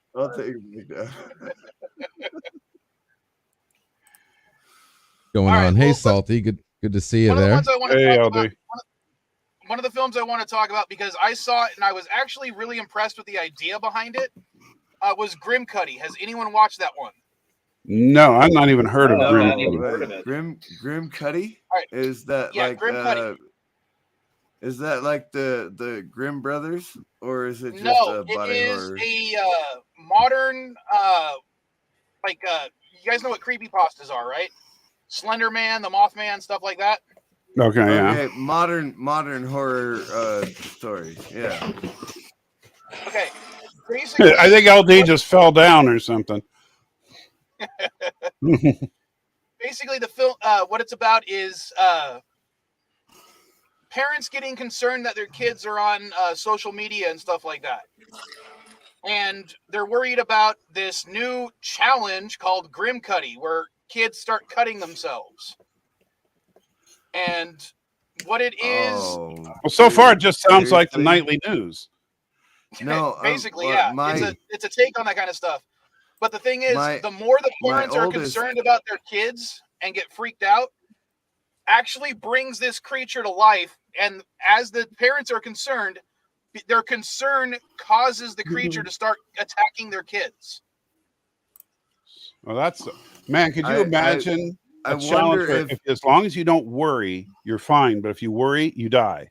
I wonder if my daughter would agree with that kind of thing. She was a cutter. Well, here's the actual original the story promo. In this modern culture feature, a scary internet meme called Grimcutty stirs up panic amongst the parents in town, convinced it's making their kids harm themselves and others. When a real-life version of Grimcutty starts attacking teen Asha, her parents believe that she's cutting herself as part of a challenge. With the phone taken away and no one who believes her, Asha has to figure out how to get through to her to parents and stop the Grimcutty once and for all. Now, I'll say it's an interesting take on the supernatural slasher, and incorporating some social media into it. That's interesting. I got to say, because I know CCDB mentioned it. I don't think it's about cutters. It doesn't. It's because this is about it's like the Tide Pod challenge. It doesn't mean that people want to eat. People that take the Tide Pod challenge don't regularly eat Tide Pod. But honestly, a subject like this, I've gone through it with my daughter. Right, but that's what I'm saying. But it's not the same thing. They think it is, but it's not. And so she's not a cutter. Right. Yeah, Okay. So the story is that she's not a cutter. It's just social media, something, whatever. There's a monster that's cutting her. Yeah, and her parents think she's a cutter because the monster is cutting her. Okay. Exactly. Well, if you notice, if you look at the little picture, you notice in the middle he's actually holding a knife. Right. So yeah, that's what they think it is. Is they think it's the kids cutting themselves, but it's actually this creature which only they can see and you can only see it when it's attacking you. So if it's attacking somebody else, you can't see it, even if it's already attacked you once. Oh, look at But that. can you and without spoiling the movie, you might not be able to see it, but can you interact with it if it's attacking someone else? No, you still can't interact with it, but you can see it interacting with other people, if that makes sense. Right. Well, you can see the cuts happening and that kind of thing. Yes, but when you understand. This I was wondering if this was any good or not. So that kind of sounds like Freddy's New Nightmare when people are being when somebody witnesses the teenager. But I forgot that because Johnny Depp. Yeah, where's the Johnny Depp? And he can't do jack shit about it. That sounds like a New Nightmare. So where is Grimcutty streaming? You understand why I have a problem with this kind of you understand why I have a problem with this kind of story. Well, sure. My daughter was a cutter. But if you're sensitive to that kind of thing, I would say just don't watch it. Yeah. Right. Exactly. It's like, okay, fine. You guys like this kind of stuff. Go ahead and watch it. I don't have to watch it with you. Well, no, nobody said you did. No, we don't do that kind of shit. Yeah. You know that. All right, I have a question for you. I have a question for you guys. I need a consensus. The answer is no. Do not shave your head ever again. I'm tired of the reflections. No, yeah, never shave your head again. Do you notice I'm growing my hair long again? Yes. Do you not notice that? I'm not Salty Trekker. I'm not going to cut my hair short again. Hey, I cut my hair short for a reason. Don't pick on me. He cut it for a reason too. The perfect veterinary haircut. Yeah, I genuinely did not want to cut my hair, but it was just getting too difficult to manage with my MS. So there I was in 1995. So I have a question for you guys. Which one do you think would be the better Freddy movie to end with? Freddy versus Jason or Wes Craven's New Nightmare? New Nightmare. Yeah, New Nightmare. I like New Nightmare. It was a different concept. Yeah, I think I'm going to go with Wes Craven's I like Freddy versus Jason. I like Freddy versus Jason a lot. Freddy versus Jason was fun, but not a satisfying ending to the franchise or anything. Right, exactly. The franchise ending is the New Nightmare. Right. And at first, the stupid thing is you have multiple immortal characters trying to fight each other. It's like, yeah, that's never going to work out. It's going to be, anybody going in was going to say, yeah, they're both going to walk out of this. And they did. Well, one of them was being carried, but they both survived. Yeah, sure. And I mean, it was like some people, oh, well, I want to see Jason versus Michael Myers. It's like, that would be stupid. Two guys that don't talk standing there just stabbing each other. That would be the entire movie. Yeah, but what would be the point? How are you going to? Why would he want to go? Why would he want to go to Camp Crystal Lake? And why would Jason want to go to? What was the name of the town? Oh gosh, Haddonfield. Haddonfield, Illinois. Yeah, Haddonfield. Now there was that one fun part. Okay, who did not find it completely fucking convenient that Camp Crystal Lake was so goddamn close to where Freddy was? Well, here's the thing. So what we're going to end up with is Elm Street is a street in Haddonfield, which is right next to Crystal Lake. You know, that kind of bullshit. No, but he's got a point. That would be how they would do it. And then all of a sudden, that would be how they would do it. Be like, we had 3 massive serial killers. There's a reason I live in Arizona. Arizona is 30 miles from everywhere. Okay, that's the reason I live in Arizona. It's 30 miles from everywhere. I want to say, to be fair, Nightmare on Elm Street can take place on any street in the United States, essentially, because, or at least anywhere, because everywhere has an Elm Street. And yes, we're aware of that, but Camp Crystal Lake canonically takes place in New Jersey, and there are several cities right next to where the area of Camp Crystal Lake is supposed to be in New Jersey that have an Elm Street. So that works. Yes, there is an Elm Street. All you got to do is move it from New Jersey to Illinois. Yeah. But we don't have. I don't even think. Let's be real. The current state of Illinois? With the current state of Illinois, nobody would notice. It's probably close to Chicago, so nobody cares. Sorry, and I wanted to show you guys. I don't think Salty saw it when I had to shave everything. So what was that for? You had lice or something? No, I did a live stream and to raise money to get a new computer. Oh, okay. And if we hit a certain amount, I had to shave the beard. And then if you hit another amount, you had to shave your head. I'm so glad that you guys can grow your fucking beards back so fast. I'm telling you. It won't stop. It takes me months. It takes me months to grow my beard. This took months. This is like about 4 or 5 months since the last time I shaved my beard all the way. Dude, I haven't shaved my beard all the way off in 3 years. This is 4 months of growth. This is 4 months. Well, about time, Mike. You're starting to look normal again. This is 1 week, man. But this is 4 weeks. I haven't shaved in a week. So. This is like 2 months here. Whatever. You guys suck so much. Well, I have to keep mine at a certain thickness.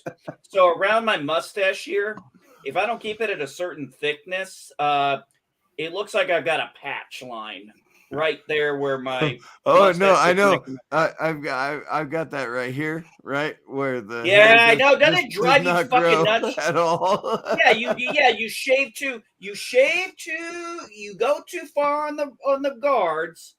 Next thing you know, you're seeing that little patch line. You're like, fuck, now I gotta wait a month for it to cover up. I cannot grow a full beard.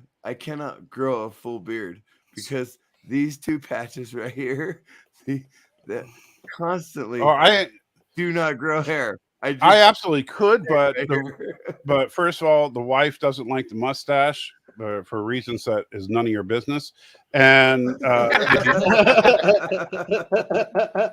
agree, Mike. I don't have a mustache either. I don't have chin hair. Yeah, same thing. Yeah, but it's for the wife. That's the thing. My beard design is 100% for the wife. This is the way she likes it best. Bam. Happy wife. Happy life. Nudge. Know what I mean?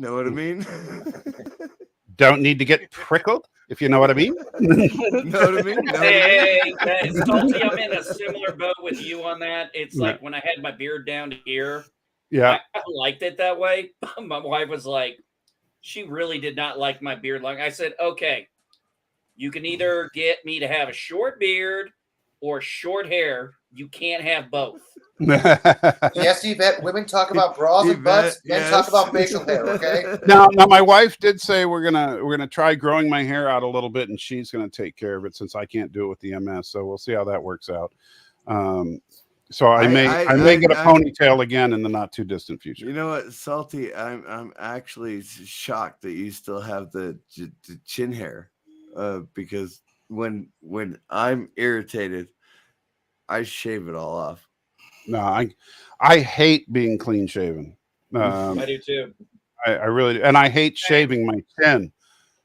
Yeah. That's like the worst part to shave. So, well, that's why the bald hair didn't work for me. I mean, don't get me wrong. I don't having the beard and the bald head because I don't like the buzz cut. I can't do the buzz cut thing. I can't stand it. I fucking hate it. I split my chin like Garrod does. My wife, it's like, okay, either I have long hair or I have no. I've had this full head of hair my entire life. I'm trying to grow. Just absolutely love this full on head of hair.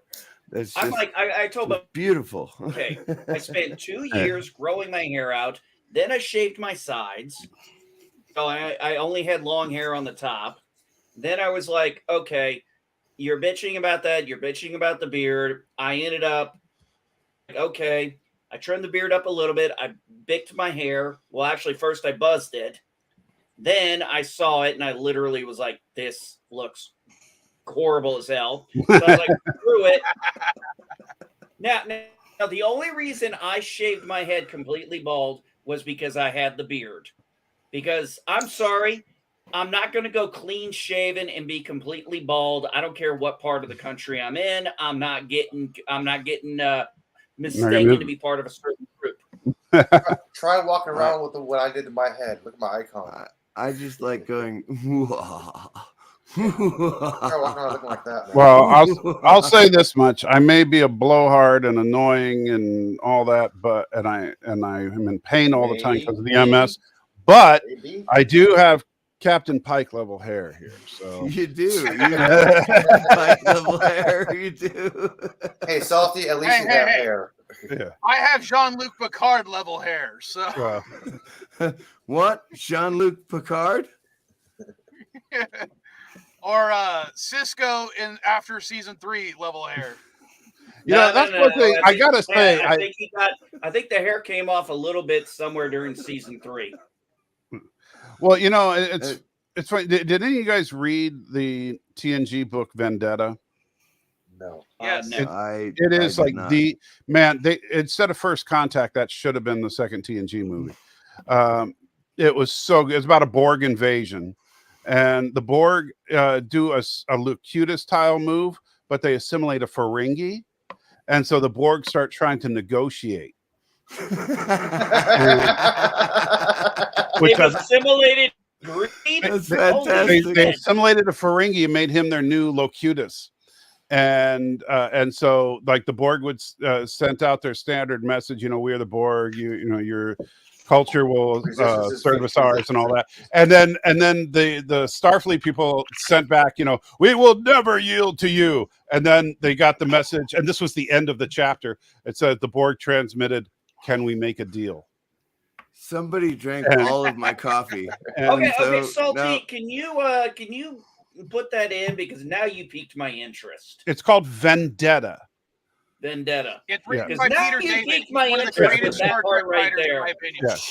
But now it also explains the origin of the Doomsday Machine, which is really cool.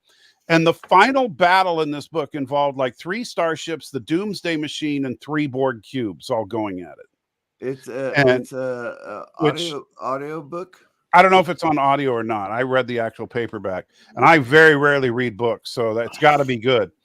But the funny thing is that Audible. You made me think of like they had some really good character moments, and one of them was Shelby is in it. Shelby's the first officer on another ship, and her captain doesn't particularly like Jean-Luc. They were rivals in the academy, and when they hail each other, and he's like, "Oh, Captain Rambo," and he's like, "Oh, Jean-Luc, still bald, I see." And then so then Jean-Luc goes, yeah, still fat, I see. And he's like, well, I can lose weight. Well, and that's okay, fair Oh, enough. this was written by Peter David. He's a pretty good Yeah. writer. it is a great That's book. what I said. Yeah. Well, In it's my not- opinion, it it's- is the LDG. single best TNG book. LDG may be bald, but he's never gonna lose the weight. Oh God! Okay. Like any about the only. Oh God! Like we need more. Like we need more skinny people. What happened to diversity? Damn it! Yeah, no kidding. Well, We got that's the three problem. We guys don't that have are any. right now. Wait. White guys with facial hair. I did not intend to lose. all Everybody this on this weight. I did panel not is intend fat. to Come lose on all now, this except weight. maybe Elihu. I don't know how big I you think are. Elihu's the only skinny one here. I'm the only one Are who's you actually, calling me fat? I'm You're the calling only you're- one who's fat? actually fit around here, okay? Elihu, No, you're no, our we're- diversity hire. There is no Come on now. Come on. Yeah, I'm There the only one is who's actually no fit, better- Okay? I can go without there my is no shirt. better shape than round. Okay, I roll down a hill. Elihu flops. Round is a shape.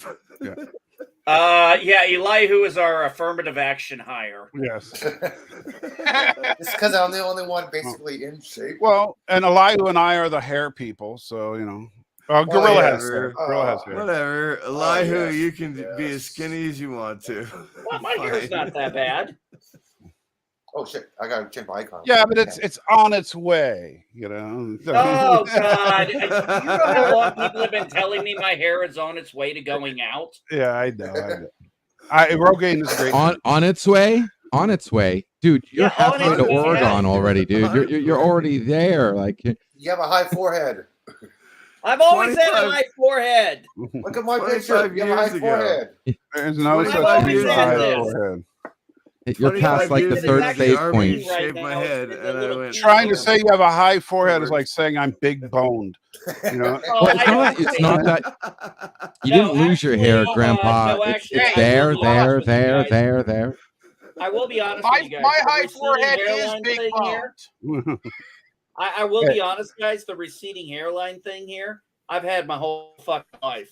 The only thing that's No one really lo- been going receding ahead. recently has been Go this ahead. part here. Come on, Vile Mike. I No can't one remember who it loses- was. I Tell think it me might- about how much hair you don't have. Go ahead. Listen, nobody loses their hair. They just leave it on the ground. Mhm. Nobody loses it. They know where it is. I think it might Just have leave been. it on the ground. I think it in might the have been drain. George Carlin that was talking about big bone people, and he said, "You know what? Show me a fat skeleton." Yeah. You know, and it's like it's not big. You know, you might say big bone, but it looks like a big ass to me. Oh, I liked what Dennis Leary said back in the 90s about that. He goes, I'm so sick of fat people trying to make excuses. Oh, I'm portly. Oh, I'm stout. Oh, yeah, sure. Oh, I'm big boned. You're big assed. Yeah, Dinosaurs are big boned. Put Vile the Mike, how cheeseburger dare you? yeah. down. Stop eating How dare you cheeseburgers all smoke a day. cigarette at me? That's it. I'm smoking a cigarette It's at not you. a cigarette. It's technically a cigar.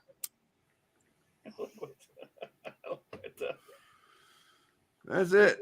Oh, there you go. I love Oh. when people are like, "Are you body shaming me because I'm overweight?" Fine. I'm like, No, wait, "No, hold I'm on. calling you a fat I'm not fuck, gonna just smoke- like I'm a fat fuck." I'm not gonna smoke a Dude. cigarette in front of Mr. CCTV. I'm gonna smoke a bowl. We are the CNA. We are the CNA. And the nicotine and alcohol. There. Is that Hey. better? I don't know if you know what this can Actually, you looks do a like. do-rag I pretty choose good, buddy.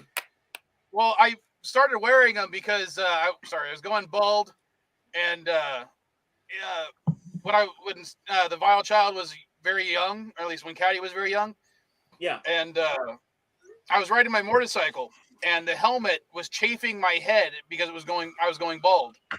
So I started wearing a bandana just so my head wouldn't chafe. I was literally getting rashes on the side of my head. Why do you think No, I'll be bikers honest, do though, that, dude? you Hello. Well, you know, not every white guy can pull off a bandana, but you seem to make it work. When I was in the army and I was wearing the ACH, the helmet, I had to wear the helmet every damn time I went to the rifle range. It was like, okay, Well, I'm already bald, so it doesn't matter. But yeah, put a bandana on. Fantastic. Yeah. CCDV, how many beers are you into right now? He's not slurring his speech, so he's not you. He probably had like 3. No, I woke up 3 hours ago, so You're 3 still beers waking in. up? Yeah, 3 beers. 3 beers in. Well, Yeah. Called it. Well, I will say this: Natty Daddies are 8.1% alcohol. Don't ask me how I know. Shut up. Don't ask me how I know that. It's not like I drink. It's not like I drink that beer on a regular basis or anything. I have a bottle of wine in my refrigerator I had for a month. Okay, I rarely drink, man. Well, I rarely drink anymore. Hold on. Okay, fine. For my first Natty coffee, Daddy. I had a thing of Fireball in here, a shot of Fireball, and for my second cup, I just got Bailey's. Oh, I can't do Fireball. Fuck that shit. I miss some coffee. Give me a Scotch any day. I would definitely take a Scotch with Fireball and a little bottle at 7-Eleven for $1. So I was like, screw it, I'll spend $1 on it. I have no idea what you're talking about. If you can buy booze for $1, there's a problem. That's a sign you have a drinking problem if you're buying $1 booze. Yeah, I do got a problem. 2 hands only. I drink 1 day a week, and that's Sunday during my live stream, and I usually have at most 2 shots, and it's just to add to my coffee. Yeah, that's it. I don't have a drinking problem. And Salty, I do have a drinking problem. I'm poor. Yeah, that's a drinking problem. It's like I'm not drinking. Yeah. Yeah, actually, I'm not drinking because I got to take the cup counts here. My problem is most of the Scotch that I have, I won't open because it's too expensive and too old. You know, like I got this bottle of 28 years Scotch, and it's like that looks so good, but I'm never going to open that thing. You know, come on, you gotta hit a certain age when. Come on, Salty, you gotta hit Salty, but you've got to hit a point in your life where you're going to be like, oh, fuck it. What was the point of buying it if I don't take it? I will definitely crack open one of those bottles of Scotch on my 60th birthday. So I'm not a drinker, but when I went to Vegas, alcohol was very cheap. You got $2 for a 24-ounce can of Budweiser Circle K. You got free drinks, whatever you want, to slot machines. Oh, you got and $3 drafts. The 24-ounce cans. The 24-ounce cans. Yeah. Oh, Jesus and Christ. Free Budweiser. These are free Budweiser. You might as well have asked for water. No, Budweiser, you just get the cows, they pee in a cup, and then you hand it to them. That's your Budweiser right there. Well, it's definitely Bud Light. I'll give you Bud Light. They pour in a little bit of water with it. I'll tell you this: I used to be a Budweiser guy for a long time, and then what broke me from that was when I was in California. They had a beer and wine tasting fest in my town.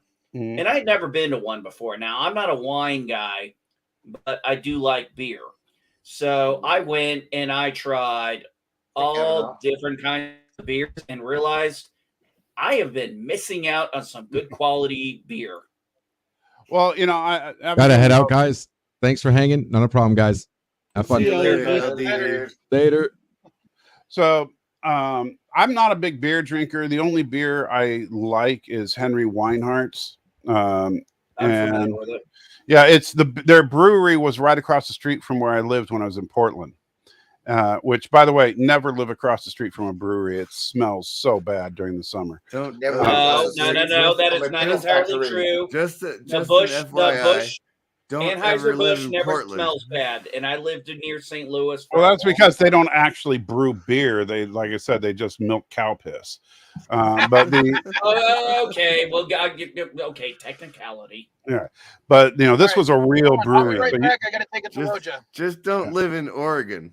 Just choose not to live in. Well, Oregon. I would recommend these days don't live in Oregon. But at the time, we lived right across the street from the Henry's brewery, so I figured, okay, so it's everywhere in Portland. If you know, every bar, every place has Henry's.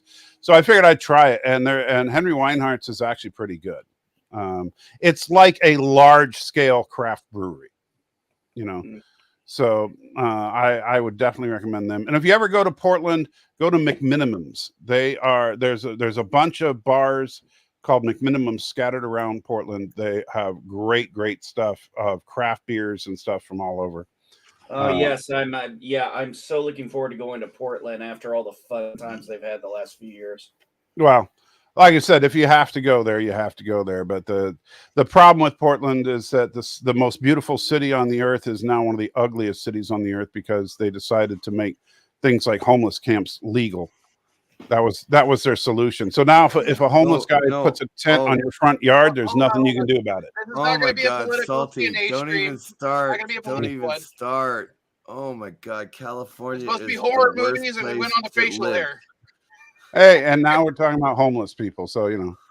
Yeah, we're not going to go political on this particular stream. That's usually a different one, and I usually get into big arguments with people. So we're going to go back to horror movies now.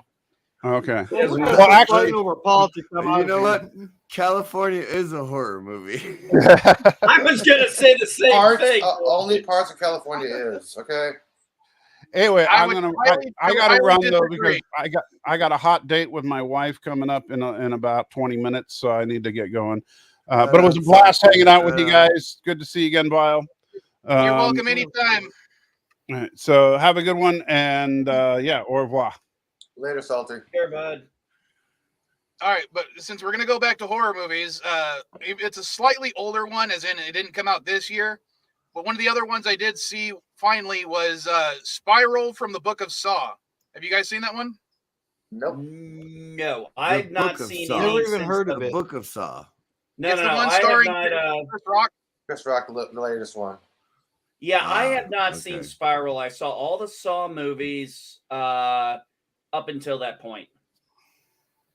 God, I said older, and it came out last freaking year. God, that's how freaking. How much that's not a horror movie. Come on. I don't know. Can I say something on that one, Mike? The Saw movies initially I thought were intriguing, and then Hostel came out, and I was like, okay, no.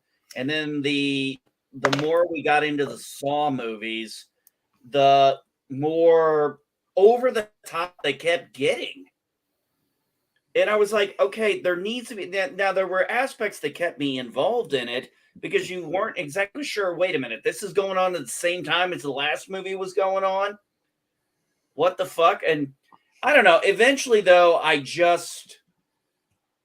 lost interest. By the last movie, I didn't care. I really wish I had stopped with the first movie. I chose not to watch Spiral. Well, I chose not to watch it. It's just whatever. I don't need to see these body horror shows anymore. You know, Carrie Elwes sawed off his own foot, and that was done. I was like, okay, that's it. Well, see, I've enjoyed the Saw movies as the spectacle they became, but both the Jigsaw, which is, after the Saw movies, I know that doesn't make sense, but they did Jigsaw and then they did Spiral. Right, those yeah. a lot more into the horror and suspense elements like the original. What's that? Retro, right? I need to see your look. I'll be right back. Yeah, it's retro. They went back and said, okay, Jigsaw is this guy. But the best part about that first movie was that we didn't know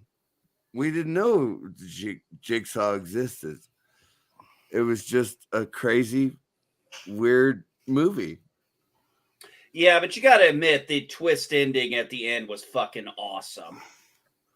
It didn't make a lick of sense, but it was awesome as all hell. Hey, you know what? I'm not going to expect it to make a lick of sense. Well, actually, it does make a lick of sense if you think about it. I mean, okay. For those of you who don't know, that's why they for those of you who don't know, there's two people in the room and a dead body. If you actually think about what was going on throughout that entire time, it's easy to see how they missed the obvious right there. Do you guys are you guys NB Geek, you're pretty much the same age as I am. Okay. So when I went and saw the one with Bruce Willis, the Red Doorknob. Red Doorknob. What movie is that? Red Doorknob. I see dead people. Oh yeah, I know which movie you're talking about. The name of it's escaping me at the moment. I can't think of it right now myself either.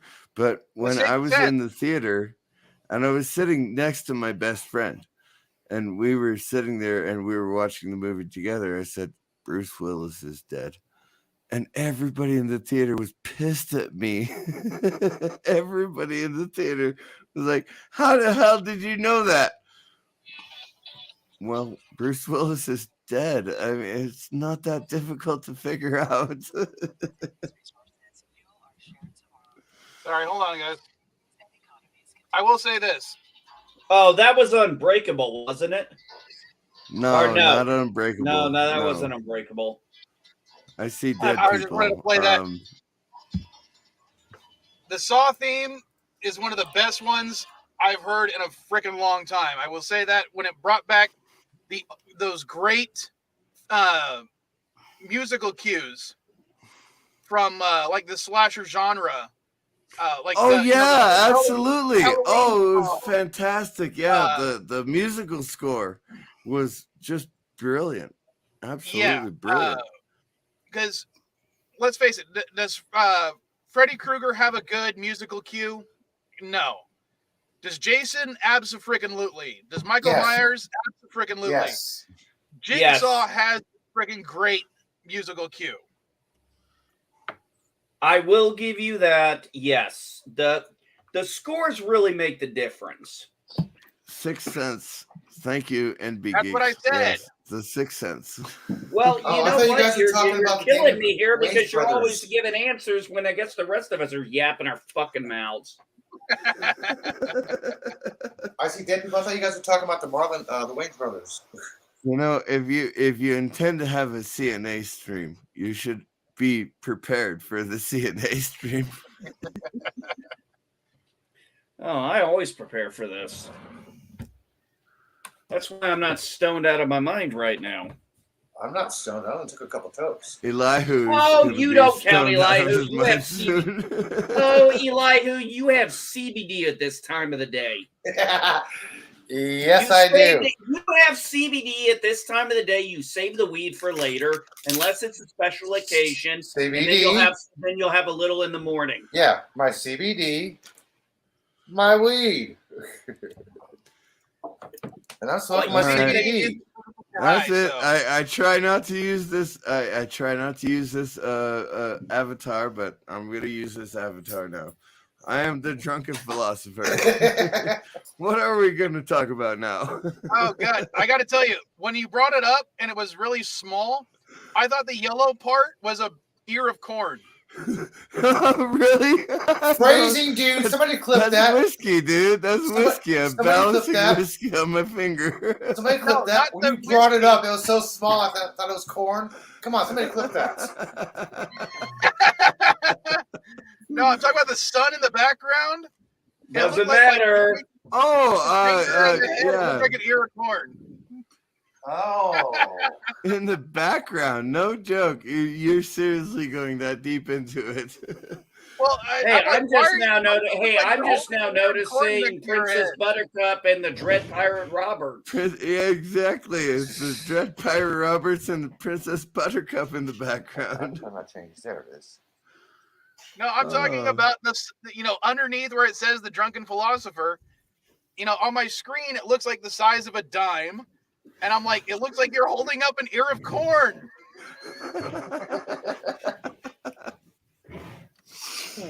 I mean, look at it.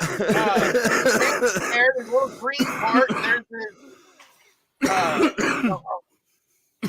mean, come on. How do you not see that? I got a Jalo. It's called pareidolia, guys. That's nicotine. That's nicotine coming up out of my lungs. All right. It's called pareidolia. You've seen things. I'm not there, man.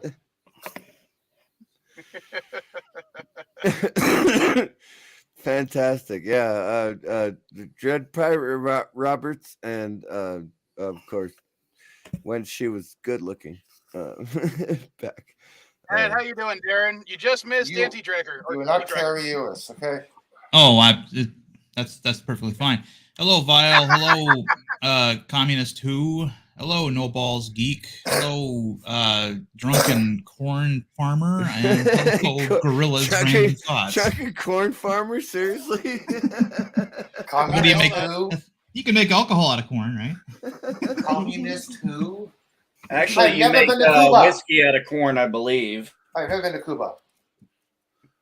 What's up? Why would I Darren go to Wagner? Cuba? I might as well go to China, Iran, or North Korea. All end results would be about the same. Sorry, Well, Mr. hey, guys. CZDV, I had to do it. Hey guys, I'm gonna take off because I'm gonna head to the pastry shop. I need to eat. Yeah, you are a little late on getting to the pastry shop, buddy. Yeah, I know. I have to charge my scooter. Yeah, you're getting a little late there, brother. Yeah, I know. You had to Hopefully charge they'll your have nothing. scooter. Yeah. What'd you do? Forget to put it on the charger last night? It is only 10 a.m. All right, in San Francisco, you can be 10 a.m. all day. Yes. Yes, it is almost 10 a.m. here, and I'm not in San Francisco. I'm in San Diego, but same state.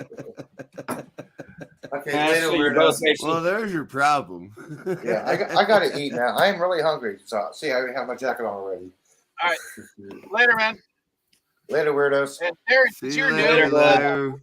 stream. We'll see ya. What horror movies have you seen recently? Darren, that question was directed at you, Darren. Yeah. Oh goodness. Let's see.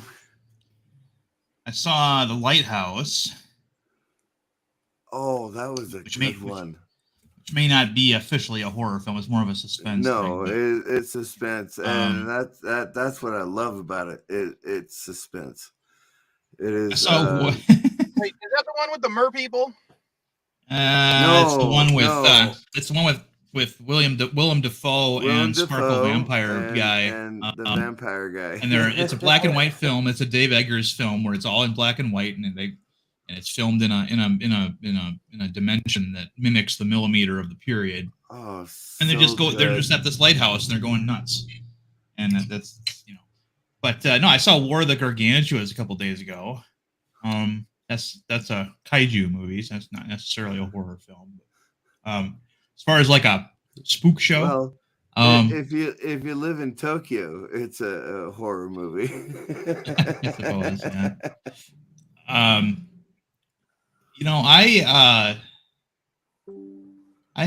That's about all. I think lately that's I have this burning desire since horror stuff is everywhere. In the month of October, I avoid horror films in October for some reason. Well, Just to be The Lighthouse. contrary. The Lighthouse. While working on videos, I just happened to watch a couple of things. When I was going to watch Hellraiser, and then I saw the thumbnail for Grimcutty, so I was like, that thumbnail alone is worth a watch. Now, I'll give you credit, man. You got me thinking about that one. I was considering that movie myself. When Yeah, I didn't and catch, it's not great. I'm going to tell you right now, it's not great, but it has a interesting concept that was mostly well developed. I'm not going to say it was perfect. It was it's not a B movie, but it's like a B+ movie. If you know what I mean.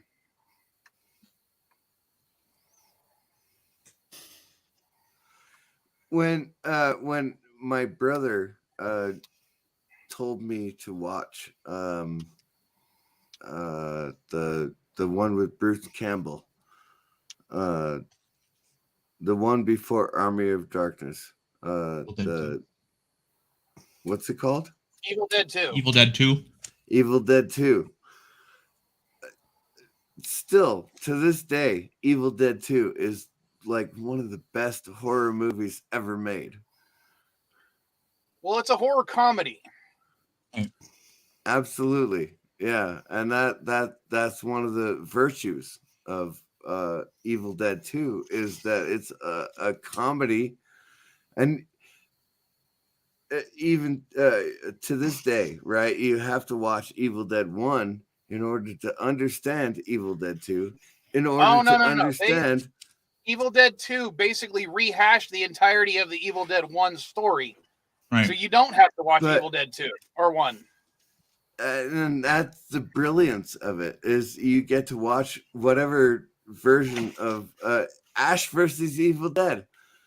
When you watch that series, 2 seasons of that series, you don't have to have watched Evil Dead. You get to see Ash versus Evil Dead, and it's still just fun to watch. Evil Dead 2 is weird because it's a partial remake. Yeah. And it also gives you more like you could. There was one guy that said that basically the first half until Ash gets thrown up in the air and dragged through the right. He has forest to cut off his own hand in order to. But what I'm trying to say is that at that point, once he goes on that ride, that's where all the new stuff happens. Pretty much, yeah. Yeah, so I mean the first Evil Dead ended with a slam zoom on his mouth, and then that's how they do it in Evil Dead 2 right before he gets thrown through the woods, and so you can consider everything up until that point in the second film the recap, and then the new material goes forward. But what I liked about Evil Dead 2 is the fact that the first Evil Dead wasn't trying to be a comedy. No, it just happened to be a comedy. It just happened to be a comedy. Yeah. Well, and they dove into it. Into it. They were like, okay, so you guys thought that this horror movie was a comedy. We're gonna dive into that. I didn't Bruce get that vibe Campbell at all. was on board. Bruce Campbell, when you see his face doing all the outtakes, everything that you know Bruce Campbell from is from Evil Dead 2. Or when you watch interviews with Sam Raimi and Bruce Campbell, when they talk about the first movie, they say that they were explicitly making a horror movie, but they were on such a shoestring budget, the effects weren't that good in some ways. And it ended up looking hilarious on screen while being scary at the same time. So they just leaned into that horror comedy element for the sequel. Yeah, because the first one has the feel of a college film, like a and film it very that you would much almost was. Well, it was like a film that college students would make. Yeah, that is what Sam Raimi made his entire career off of. I mean, when he went and did Spider-Man after, it was like, oh, Sam Raimi, really? Yeah. And he did Spider-Man. He likes certain things. He likes the Dutch angles, that zoom effect. He really likes. He likes that. Right. He has this special thing that's in all of his movies, where it's this synapsis graphic that is in the background. He used it in Darkman. He used it in the Spider-Man movies. He even used it. Oh God, Darkman! Oh God, there's a movie we should talk about. Darkman! Holy cow! Yeah. That is a movie Darkman, we should talk comic book about. Movie without a comic book. Yeah. I enjoyed that one too. That was actually the first time I can recall seeing Liam Neeson in a movie. Because I did not recognize him in what was it, Krull? Was that the name of the one? No, not Krull. He was in Krull. He was also in Excalibur. He played Gawain. I did not see I've never seen Excalibur. Gawain. Gawain. Yeah. Yes, absolutely. So I remember Krull, but I didn't remember him in Krull. But I did recognize him later in movies, and I was like, "Oh, yeah, I recognize that guy from Darkman." Yeah. Because I actually was very intrigued. The guy from Darkman. Yeah, why not? I was intrigued by the story, even though I was young. I was still intrigued by the concept. The guy's trying to make living tissue, synthetic tissue hold consistency. And I thought it was an interesting concept at that age. And then after what happens to him, the storyline progresses. And I'm like, I actually thought it was a great freaking thriller. I wouldn't consider it pure horror. I'd consider it thriller mostly. Darkman falls into that. Revenge thriller. It's not even body horror. It is suspense. Darkman falls into that subgenre of monster hero. It's the same one that's usually occupied by the Hulk and Man-Thing and Swamp Thing and other characters like that. But he had a decidedly dark hooded Avenger type of vibe to him. Like he basically looked like the Elephant Man. I still to this day I cannot understand why DC has not leaned into the Swamp Thing. They tried. They tried to make a Swamp Thing series. It lasted barely a season.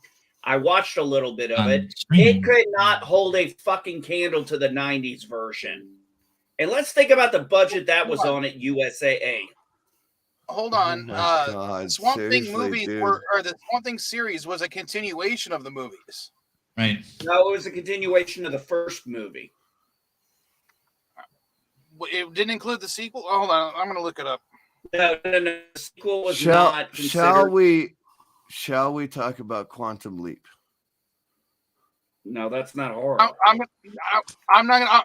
If we do, I'm going to have to be quiet because I haven't watched the new stuff. And to be honest, I stopped watching the original early on because it just, for some reason, I never latched onto it like a lot of sci-fi fans. Oh, okay. Yeah. All right. Well, I will step back from the Quantum Leap talk that we should have. The problem with characters like well, I actually thought. Oh, I'm sorry, Aaron. The problem with Swamp Thing today would be that they would try to turn it into an environmentalist screed. Yes, exactly. Recycle your plastics. Well, hold on. Right. Swamp Thing has always been somewhat environmental because, especially in not always. Not always. In the 80s when they brought in the green aspect. Well, right, but that was a retcon. The original premise for Swamp Thing, and this was in the comics that Bernie Wrightson and Len Wein created, was he was a transformed man monster who occupied the Okefenokee swamp, and that's what I always thought. Swamp Thing was. It was horror.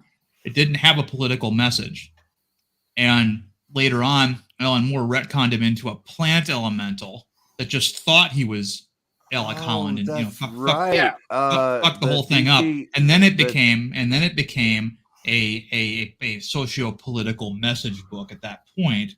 But it was not. It came about in that 70s horror boom that comics went. And now Swamp Thing. Every time you see Swamp Thing, it's like the green. Right. Yeah, he's like he a good didn't start out counterpart as the green. He didn't start out as the green. Right. But that's what I remember from the 80s is when they brought him into this, nexus being of the 80s. Which Darren's absolutely right. Alan Moore started. Right. Yeah, Alan Moore. Okay, Alan Moore is a great writer, but he is fucking out of his goddamn mind. Yes, he is. Well, he is the thing is, they gave him because the horror boom of the 70s ended right around the time the 70s ended. So they had this character Swamp Thing, and it was one of the characters that he wanted. They gave him carte blanche to be Tool, and that's what he did. So I mean, I don't blame the guy for taking a job, but I do miss the original premise of Swamp Thing. And honestly, Alan Moore gets a lot of credit for just literally taking jobs. I mean, he took the job for the superhero crying happy face with the blood drop on it. Oh, he didn't take the job. Watchmen originally was supposed to be. This is the story behind that. DC Comics had purchased all the IPs that were owned by a competitor called Charlton Comics. Charlton Comics had they were called the Charlton Action Heroes. They were Blue Beetle, The Question, Captain Atom, and a couple others. Blue Beetle is in Teen Titans now. Yeah. And so they hired him to write a story that they could use to, augment their own DC universe with these characters. And he creates this story about, where more than half of them are dead by the end of the story. It's essentially the story of Watchmen. Dick Giordano loved the story, but he said that, look, we just acquired these characters and you've killed off most of them. He says, let's alter them into new characters slightly. And that's what they did. So The Question became Rorschach, Blue Beetle became Night Owl, Captain Atom became Dr. Manhattan. That's why Blue Beetle is in Teen Titans. I have no idea why he's in Teen Titans. But that's not the version we're talking about. Yeah, and so Jaime Reyes is the newest version or the newest namesake or to carry the mantle of the Blue Beetle. Yeah, but he has a completely different power set. Yeah, we're not talking about that version. We're talking about the Charlton action hero version of Blue Beetle, who is a tech millionaire named Ted Cord, and he had a Beetle ship he would fly around the ship with. I was debating in my mind whether Ted Cord was the original Beetle or if he was the original Wildcat. I was getting confused. I didn't want to say it. Yeah, Ted Cord was the second Blue Wildcat. Beetle. He's Wildcat. I would say this about the Watchmen. Rorschach was absolutely my favorite character. Talking about the movie or the book? Long time, what's that, Darren? Talking about the movie or the book? Both. Okay. Both. Actually, both. In the comic and in the movie, he was my favorite. But I will give a little bit of an edge to the actor who played him in the movie because I actually do like that actor. I think he's done good stuff in other areas. Although he was not the right pick to play Freddy Krueger. I'm sorry. Right. No. I would agree. But you guys realize both in the way that he's presented in the Watchmen film and the comic book, Rorschach is not a good guy. No, that's what's you look at. Rorschach is a really bad guy. Yeah. You look at Alan Moore's interviews when he talks about Watchmen. And he says that his intent for Rorschach was that he was supposed to be that to him, if you're right of center, you're insane. There's no valid argument you can make in Alan Moore's mind for being a right. Anybody on the right. Let me finish my thought. You guys. Go ahead. Okay. Yeah. So he creates this character that's like Mr. A or The Question, except he's insane. And in trying to make him everything that he despises about the right, Rorschach almost becomes the hero of the story. Exactly. And he dies somewhat heroically by refusing to compromise, on the truth. And Dr. Manhattan deletes him. I'm not saying that he didn't die a hero's death. I'm not saying that he didn't do heroic things. But what I'm saying is he was an anti-hero through and through. He did bad things for good reasons. Right. Well, but he was certainly not a hero. He was damaged. I mean, he had spent so much time, hunting the criminal element that he began to adopt a lot of their tactics. That was a problem with him. Yes. It's kind of like, it's almost like radiation. It's like if evil people are radioactive, you spend too much time around them, you're gonna become radioactive yourself. I am right of center. Okay. Yeah. So I am right of center. Well, which that was just Alan Moore's. I identify with him so much more. Rorschach is like my hero. Right. And he's Rorschach's thoughts. An anti-hero, but he's not the anti-hero. He's my hero. Yeah. Here's what I would say. Rorschach is literally a character created for everything the writer dislikes, and they became popular. I mean, if you want to do a comparison, I can go all the way back to Archie Bunker. He was meant to be. He was written to be hated and disliked. He was, yes. Right. Yeah. Right. Yeah. But Rorschach, I think, identified with. I think everything else because unlike CCDV, I am not right of center. Mike knows this very well, and Gorilla knows this. I'm about as far right as you're going to get. in American ideology. You are It's way just- right. You are Yes, way I am very right. far right, but do I not openly admit that?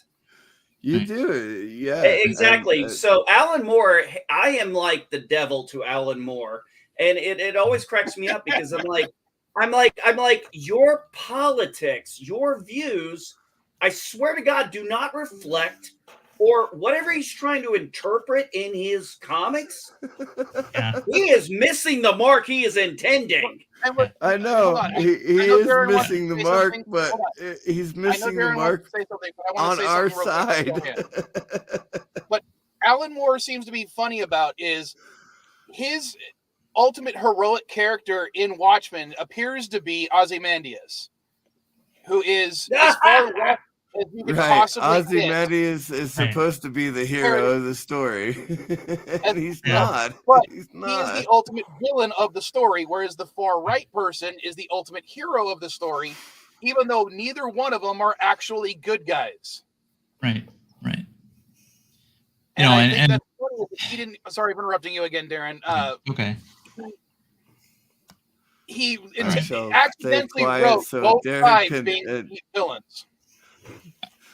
Well, his whole goal, one of the goals of Watchmen, was to totally destroy the notion of superheroes in general, because he thought that anybody, powers or not, who goes out, puts a mask on, and goes out and dispenses what they think is justice is an inherently scary idea. And of course, we wouldn't have comic book superheroes if everybody believed what Alan Moore believed. And he was trying to show his side of things. And yeah, you're right. He unintentionally, I mean, he says this, he unintentionally created in Rorschach a hero that a lot of people related to, even though they wouldn't have done what he did. He still had a lot of the same, he shared a lot of the same thoughts, even though he was, he was a sociopath by that point. The interesting thing to me is that DC Comics then says, well, Rorschach's dead. What do we got that's like Rorschach? Well, we got the character, one of the character he was based on, which was the Question, and then they handed him off to writers, and writers didn't know how to write the Question authentically because none of them are right of center.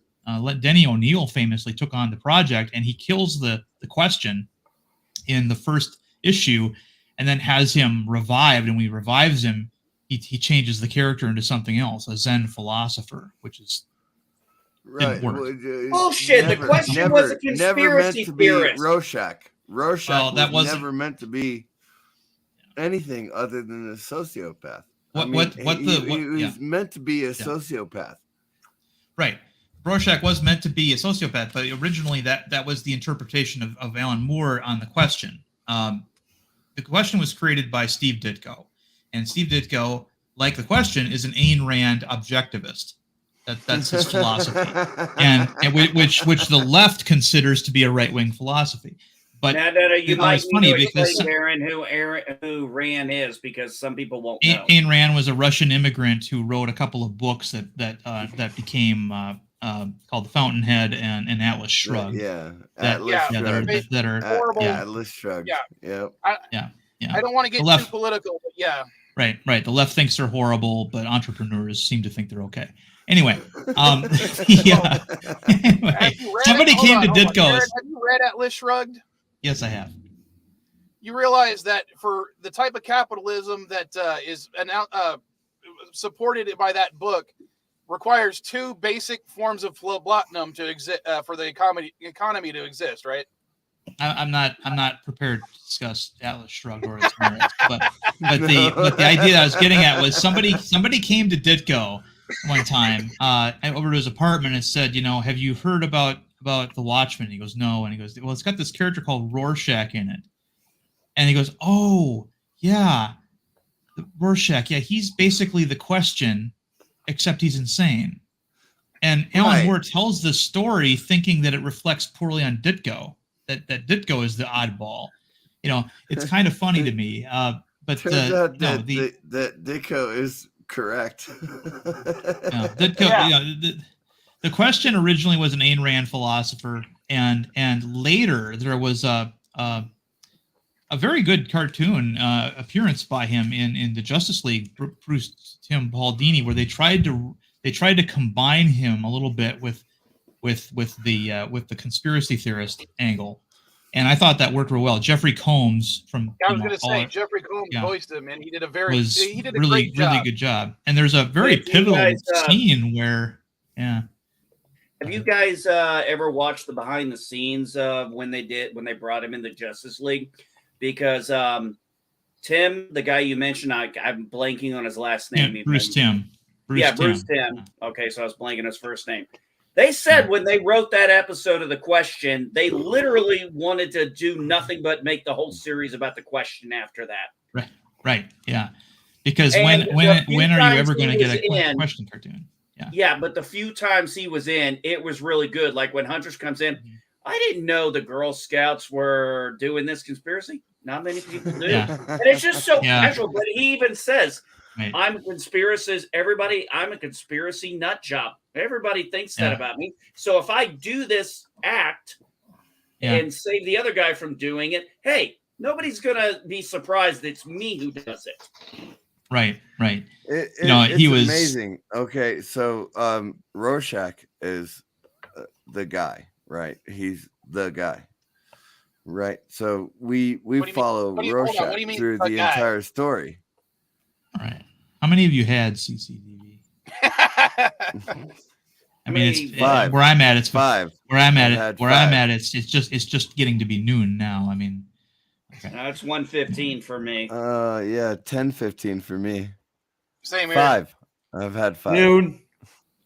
I'm not driving today. I guarantee you, I'm not driving today. God damn!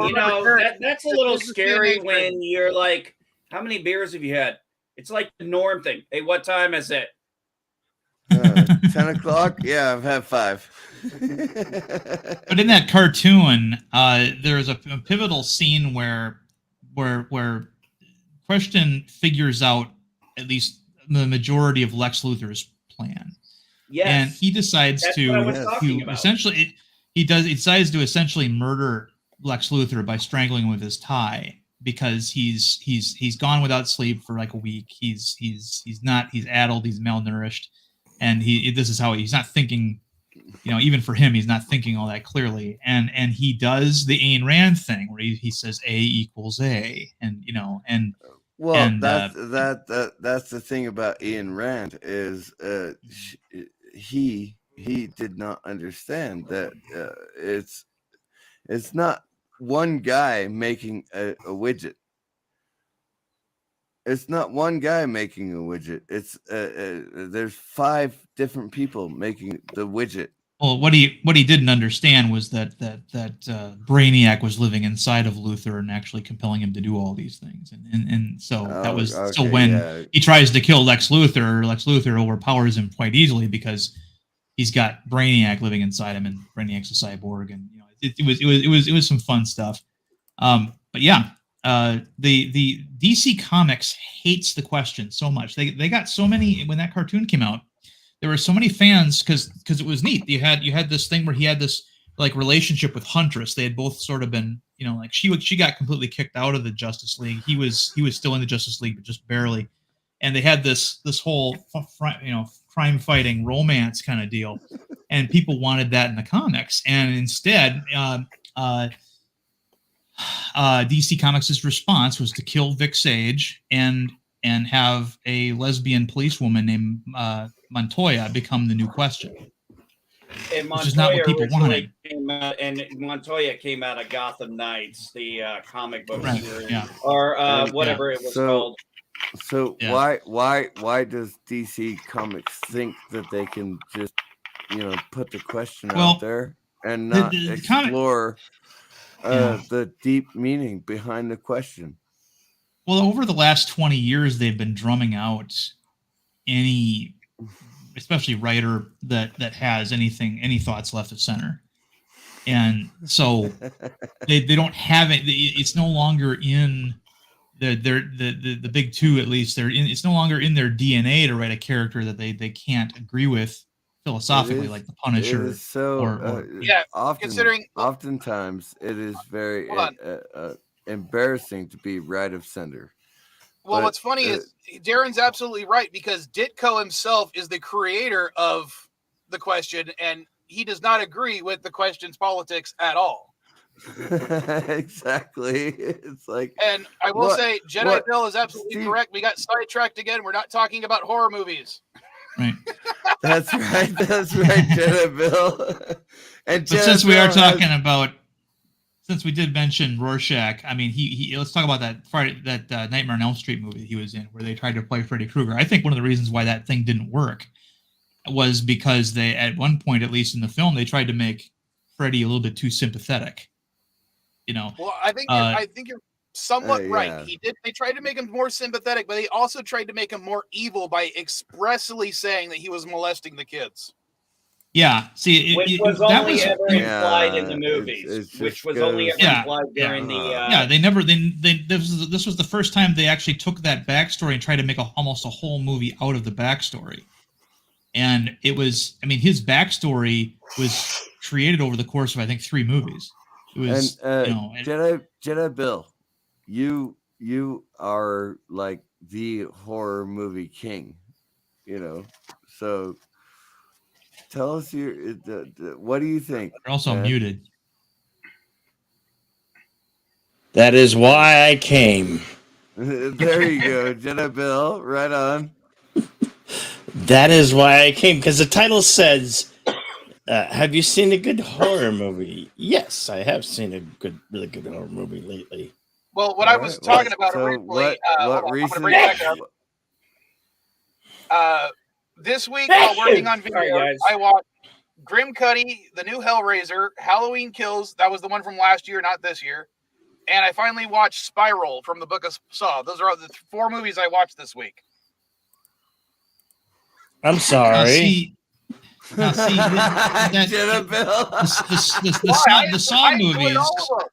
Saw movies.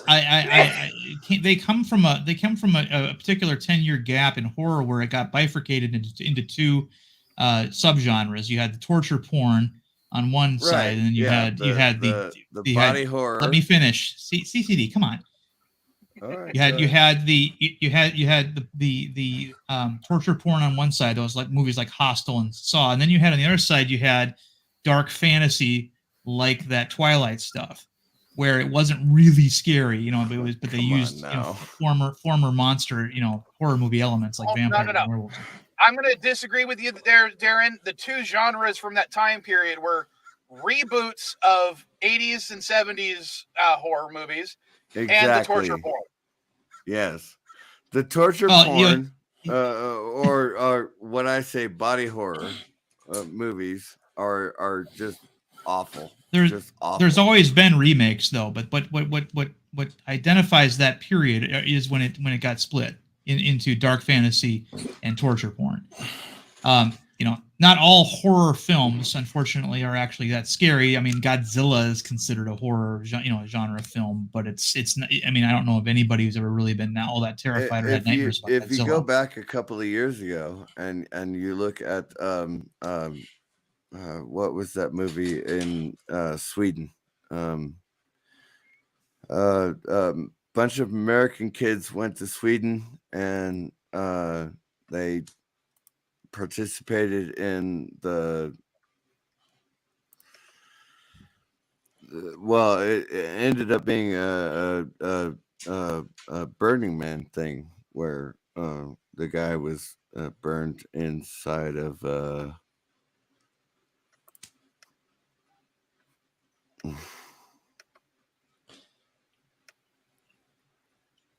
Summer. So it's called Midsummer. It is called Midsummer.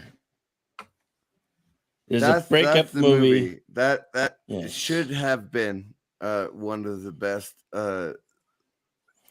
suspense movies ever. But we knew what was going to happen prior to even the movie even starting. So Midsummer sucked. But okay, and that has what to do with what we were talking about regarding. Wait a minute, where did you get off that it sucked? Well, no, suspense, right? Suspense versus body horror. I thought that's what we were talking about. Suspense versus. I don't know if we're body talking horror. about the same I two think that movies anymore. I think that's what you were somnambulantly meandering about during this conversation, but it wasn't what any of us were talking about. I am very much meandering. Yeah. And I am starting to doubt that you are talking about the same film that I am. So Midsummer. All right, so have you seen the? Sorry, hold on, my phone's going off. Have you seen the 4 movies that I saw? Yeah, I've seen them all. Okay, so you even saw Grimcutty? Because apparently no one saw it exterior except for me. What is it? Grimcutty? Grimcutty. No, that's okay. That one's new to me. So you didn't like Spiral. Why didn't you like Spiral? I never said that. Where you did said I I'm say sorry. That? I assume that meant you didn't like all 4 of them. Well, it wasn't no big thing. It wasn't great. It was instantly forgotten. That's in my mind. It's like 20 seconds later you forget about it, type of film. Oh, I don't know. I think the ending, the way a certain famous actor is killed is kind of funny when you think about it. I don't want to give away the I don't want to spoil it for anyone. Sorry. Pinhead in the recent movie. Did you like Pinhead? Did you watch that one? I did, but I just didn't like it. I lost interest really fast. I fell asleep right away. Well, Andy Trecker was here earlier, and he was saying that he actually liked the movie as well as I liked the movie. What caused you to actually fall asleep? I know it could be a lot of things. Anyway. And Darren, did I ask you when you joined if you've seen those 4? If I've seen what? The 4 movies I was talking about. Grimcutty, Hellraiser, Halloween Kills, Spiral. I liked the scene in Halloween Kills where Jason comes out of the burning house and is killing the firemen, because it's one thing for him to terrorize teenagers and maybe sneak up on one lone person, but to take on a troop of armed firemen, they all had axes, I thought was pretty impressive. And that gimmick that they kind of wove in. Go ahead. One, Darren, I have to correct you. It was Michael Myers, not Jason. Yeah, I'm sorry. I brain fart there. Ironically, that was, I thought, the worst part of the movie. Yeah, see, that's the part I like the most, because this gimmick that he on Halloween night, the more people he kills, the stronger he becomes. I mean, I thought that was an interesting take. It's not authentic to the original film that I know of, but I exactly thought that part was inauthentic to the original film, because remember, the last 3 Halloween movies, the one in 2018, Halloween Kills, and Halloween Ends, discount the entirety of the Halloween franchise except for the original movie. Well, in the original one, didn't he demonstrate superhuman strength? I mean, didn't he stab this guy and then lift him up in the air by the well, yes, blade? But what I'm saying is, in the original movie, he only kills 3 people. Granted, they kind of retcon it in Halloween Kills to make it so he technically killed like 5 people that night. But still, even that's nothing compared to the 50 some odd people he kills in between Halloween and 2018 and Halloween Kills. So he goes from killing 5 people to killing 50 people. Yeah, they wanted 2 things. They wanted him to have the mystique of this guy who's killed a lot of people, but then at the same time they wanted to discount everything that happened after the first movie. And that kind of, those are 2 conflicting ideas. It's like saying you want to tell a story about, pick any character, Captain Kirk, whatever, where he's already this legendary figure before he's actually done anything. It reminds me of that. But no, I just like the idea that Michael Myers, thanks for that Darren, correction. Darren. Is hacking people up with the axe, and he's going up against macho, effective combatants this time, and I thought that was neat. Darren, you're an author, right? Writer, yeah. Yeah, you're a writer. Okay. I prefer writer to author, but yeah. Whatever, dude. You've You're published an more books auteur. than I have, so whatever. Fine. Go ahead. But yeah, so when you see a legacy character, you even mentioned Captain Kirk, right? Like, would we change Captain Kirk to be someone else? Like, he's not a killer. Getting back to horror films, going back to horror films, like you would take Captain Kirk. Well, of course, that's the face mask of. You can't. Yeah, exactly. It's a Captain Kirk mask somebody painted. Yeah, white. it's a Captain Kirk Yeah. mask, right? Yeah, But yeah, you can't take Captain Kirk and say he's the killer. But the thing is, everybody, most people had to be told it was a Captain Kirk mask before they realized it was a Captain Kirk mask because of the way they modified it. But it had that blanc to bleu look that they were looking for the shape, which is with the original Michael Myers' original monster name was the Shape. So I mean Michael Myers and the Halloween series have been rebooted so many times. I mean, Yeah. you had the H2O, which kind of neglected a bunch of stuff. Then you had the Rob Zombie movies. Yeah, you had the Rob Zombie movies. My favorite because correct me if I'm wrong, though. I mean, correct me if I'm wrong, though. They didn't. Hold on, Mr. CBDB. Correct me if I'm wrong, though. Didn't they establish that Jamie Lee Curtis was playing Michael Myers' little sister in the second movie? So these latest three, which discount the second movie, she's not his sister, right? Yeah, the newest trilogy basically only is a sequel to the first one. Okay. With 2, 3, 4, 5, and 6, H2O and Resurrection not being included in the timeline. Right. H2O and Resurrection do include Halloween 1 and 2, but not 3, 4, 5, and 6. Okay, but this latest trilogy is only considers the very first Halloween movie as canon, right? Yes. So she's not his sister then. Right? No. Yeah, she is not his sister. And Laurie Strode has never been. She should have never been his sister. Laurie Strode is the babysitter. Right. Yeah. That was Carpenter having to solve a problem when he was writing the script for Halloween 2. He had a 6-pack of beer next to his typewriter, and he just said, "Oh God, I'll make her his sister." I know that guy. Yeah.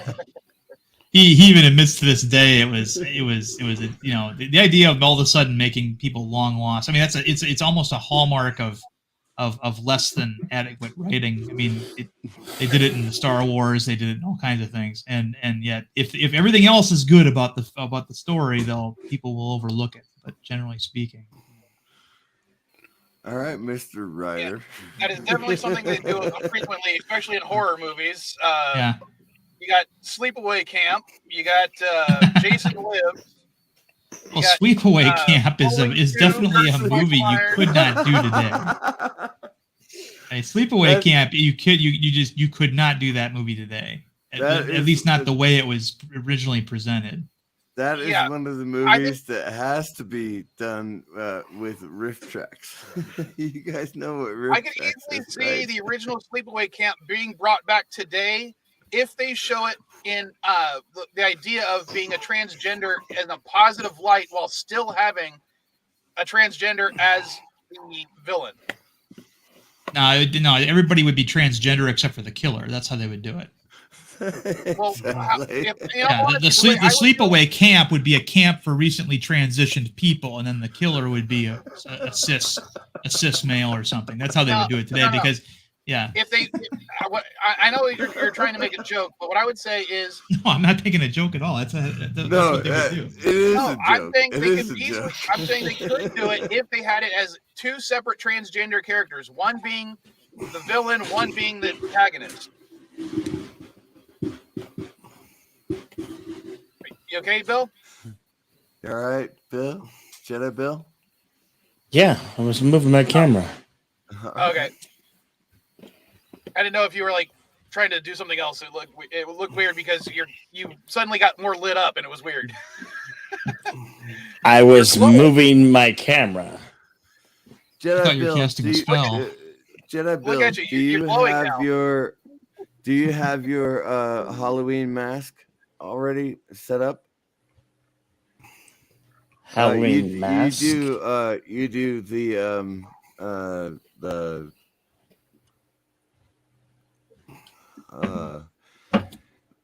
in Tucson, the fair that you do every year. No, not anymore. Oh, you're not doing that anymore? I haven't done it since 2019. Started doing YouTube instead. Shit. Plus, Dude, they don't. They're too been snooty streaming that palooty long? right now. Have we been streaming that long? Seriously? 2.5 hours at this point. Oh no, sorry, Bio Mike. Jedi Bill and I started out together. I'm just asking if he has his Halloween mask ready. He's had it for the last couple of years. There it is. There. Right on, Jedi Bill. All right, guys. So this is one of my them. daughter. So I was muted for a little while and stuff because my daughter and me had to reevaluate our Fright Fest for this month. So we had to reevaluate a few movies and change a few out because, one, I don't have them. I don't have them on physical copy. I'm not renting them off of Amazon. I'll just buy them. But, dude, you cannot get a Halloween collection worth of shit. It's unreal. So here's what we got, what we're going to do with. We're going to start with It, Chapter 1, Nightmare on Elm Street, Child's Play. Are you doing... sorry, Grandpa Geek. Are you doing the original with Tim Curry as It? No, I think we'll save that for next year. This year we're going to do 2021. Oh, come on. Hey, man. Blasphemer! Oh, shut the fuck up. No, I will not shut up. It had a Skarsgård When in it comes for to God's it, sakes. no, That's like never. the Swedish version of the Tim Baldwin Curry going is better It. actor. Fight! Round one. All right, so we got It, Chapter 1, Nightmare on Elm Street, Child's Play, the original Child's Play, the original Nightmare on Elm Street, since we gotta go this route, a Nightmare on Elm Street 3. Yes, I skipped 2 because 2 is kind of dumb. Creature from the Black Lagoon, Child's Play 2, Nightmare on So Elm you mean you don't like gays? Well, I thought 2 was better than 1. Actually, if you want to be honest, I actually, if I was Hey, gonna, In my Actually, if I was experience, gonna have 2 my is way- better than 1. actually, if I was gonna have, actually, if I really wanted to add something else, I could take Nightmare. Well, I can't take Nightmare on Elm Street 1 out because 3, 4, and 5 are my favorites, and I kind of need 1 in there to explain 3. You know So what's funny Child's Play- is I kind of got to disagree with you, NB. I think 3, 4, and 5 are the worst ones. Everybody to their own. Those that to me is a trilogy right there. I mean, it's hands down a trilogy. Well, Dream it is. Warrior, Three, Dream Warrior, 3, 4, Remaster, and the Dream 5. Child. That's the trilogy you're going with? Okay, go ahead. Yeah. No, I've got other things in here. Child's Play 3, so we're watching Child's Play 1, 2, and 3. Nightmare on Elm Street 5. Then we're getting Scream. It Follows. That's on Netflix, but I've actually never seen it, but I've heard good things about it. Scream. It's pretty It creepy. Follows. You'll like it. It's good. No, not Scream. I'm talking about It Follows. That's what I was talking about too. Oh, yeah. I've heard it's pretty damn good. Scream 2, Wes Craven's New Nightmare, Scream 3, and then we're ending it with It Chapter 2. So this is our first Fright Fest we're doing. Really? So we only put this. You're ending it. I'm sorry. You're ending it with It Chapter 2. Well, Seriously? he's the NB geek. I mean, he has no sense of decent horror movies whatsoever. I mean, those. I was kidding. I made him come on camera. I was gonna say something, but it looks like Numball's Grandpa Geek is gonna do something, so I want to wait and see what he does. Oh yeah, he's gonna show I something. gotta see where it's at first. No, I gotta find it first. Dare question. You my didn't even horror. mention John Carpenter's The Thing. I was Dare no. That was on my fucking list for this year. I don't fucking have it right now. I can play it for you right now.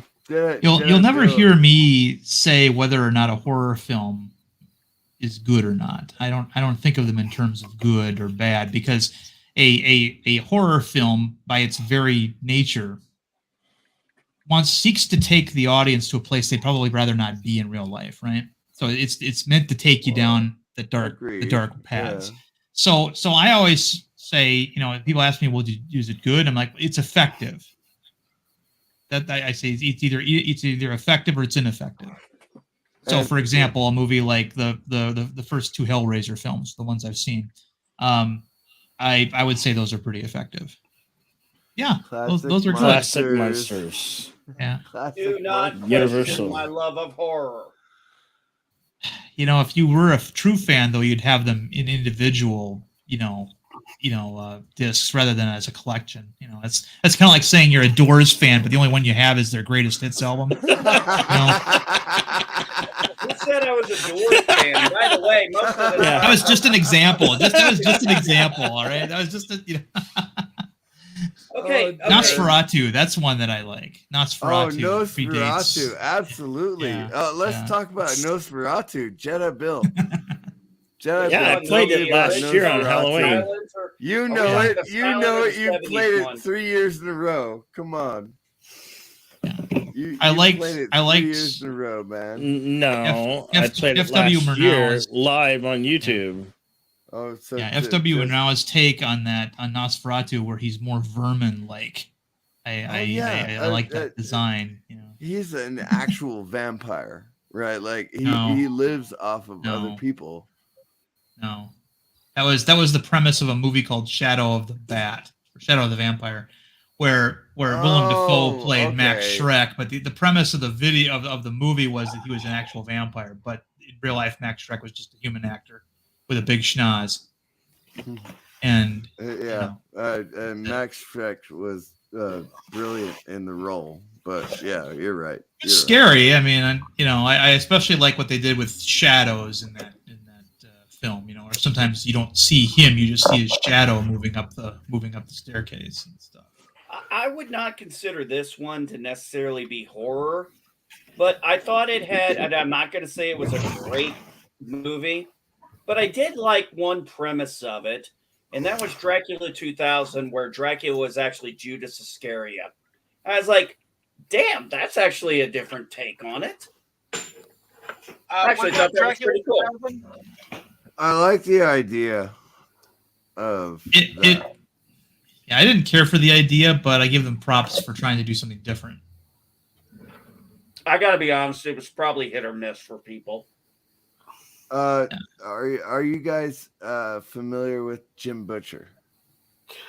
You mean Dresden, Professional Wizard? The Dresden Files, yeah. The Dresden No, Files. never read any of his massive collection of books. I know nothing of Jim Butcher's. You know Harry nothing of Jim Dresden. Butcher. Nothing at all. I've never seen him have to deal with the council. I've never seen him have to take silver to deal with a fae. The White Council or the Red Council? Yeah, no, you're right. You've never read Absolutely, I have Jim no Butcher. idea he has a half brother who is a type of vampire. There are only 3 types of vampires, by the way. Yeah, the red, the black, court, and what was the the other white one? court, and the red court. And the red court is gone. They're gone. I haven't read the last 2 books. Everything up to that I did read in Dresden Files. You need to read the last 2 books. You absolutely have to read the last 2 books. Yeah, I don't know anything about the some of the greatest characters in there. Although now I'm drawing a blank on their fucking names. But yeah, it is because it's been about 5 years since I read one because he took so long to get the next book out, and then he drops 2 of them in like 6 months, and I'm like, what? Fair enough, and you just gotta let writers do what they're gonna do, you know. Oh sure, let's just let George R. Martin take all the time he needs to finish Game of Thrones. I mean, God, he's got all the time in the world, right? Martin, yeah, go ahead, Martin. And then I gotta get a kick out of all the young women who loved that Game of Thrones show and named their daughters Daenerys after the character. And then at the very end, she becomes this Adolf Hitler, and they're like, what the fuck? It's like, well, you shouldn't have named. It's like, what do you? I mean, Okay. Here's the thing. I've only written 2 books, right? And I've only written 2 books, period. So when people are talking about writers, it's like, it takes me a while to write a book. It takes me a while. Yeah, we all can't go on cocaine-fueled benders like Stephen King did in the 70s and early 80s. I get mad at my favorite writers. It's like, okay, it's been 10 years. Come on, write something on the genre that I love. They can't all be like Roger Moore, tripped out on acid while they're writing. I mean, some of these people. Okay, let's be honest. Some of these people are like, okay, you do great writing, but you are a shit human being. Let's just admit it. All right, hold on. I was working on a Twitter poll real quick, based on some of the conversations we've had for the last almost 3 hours, and I want to ask you guys before I end the stream, the question I'm asking on Twitter, which is, what do you consider the best mid trilogy when it comes to these horror franchises? What I mean is, like what NB was talking about with liking 3, 4, and 5 for Nightmare on Elm Street. Those 3 movies are basically considered the Dream trilogy because they all have the same theme on dreams and stuff, like being able to fight back in your dreams. When it comes to Halloween, you have the Black Thorn trilogy, which is the Michael Myers or Halloween 4, 5, and 6, because they all introduce the Circle of the Black Thorn.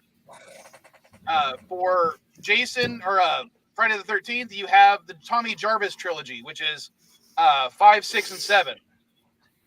And then for Hellraiser, you have the Personal Hell trilogy, which are, I think it's 5, 6, and 7 as well, because they all take place basically in someone's personal hell, and that's what the whole movie is about. So of those 3 trilogies, which one do you guys think is the best and why? Well, we're going to start with MB. If I'm going to pick, I'm going to give it to the Halloween trilogy, but not the way you think, because I have a different view on the trilogy. I am picking Halloween 1, 2, and H2O. And I'm going to say H2O was my favorite because it kind of was almost a coda in a way. Like she thought she was safe, and now it's all come back, and now she has a child to protect and children in her school to protect. I just thought it was like, I was like, wow, I like this. I like this. I like this idea. So basically, you're ignoring my question and coming up with your own answer. Great. Okay, if you want me to take the ones you have, given, fine. I will relent. Dream Warrior from the Nightmare on Elm Street. Actually, that was my favorite of those three. Okay. Dream Warrior. So you like the Dream trilogy out of those out of the 4 trilogies I mentioned. Your preference was the Dream trilogy for Nightmare on Elm Street. Yes. Okay. Jordan, you still there? Barely. Okay. Out of those the 4 trilogies that I mentioned, which one is your favorite and why? I've hardly seen any of those, but I've always been partial to the Chucky's series. Okay, so again, not one of the 4 I mentioned, but okay. I haven't seen the. Okay, go. Sorry, finish your thought, Jordan. Yeah, I was gonna say I haven't really seen any of those movies, but I've seen like Chucky and the Psycho series. All right, Jedi Bill. Out of those 4 trilogies, which one is your favorite and why? I wouldn't put any on those lists, but if we have to go with those specifically, I'll say 3 Nightmare on Elm Street 3, 4, 5. Is there a reason why particularly? Well, Kurt, because your list of options there is not too good. So, anyway, that's the best out of all of them. All right, Darren. Yeah, I reject the premise of the question as well. I think we all rejected the premise of the question. I think you should have just left it open, Mike. So, Mike, I think the winner of your poll is we all reject it. We all Well, if you want to say so on Twitter, I put the poll up just in case because I thought it was an interesting concept. I know you guys are closing down lot soon, of but I'm going to concept take off apparently now. I'll is see you not. guys. We'll see you, Darren. Thank you, Darren. Later. See you, Darren. Because not many movies have a mid-trilogy during their run. I think I misunderstood you when you said that. Okay, a mid-trilogy is a series of films within a franchise that are kind of like standalone on their own. Within the canon, yeah. Yeah. Think Star Trek 2, 3, and 4. Oh, Star yeah. Trek 2, I know where you're 4 going there. I see where trilogy. you're going there. Okay.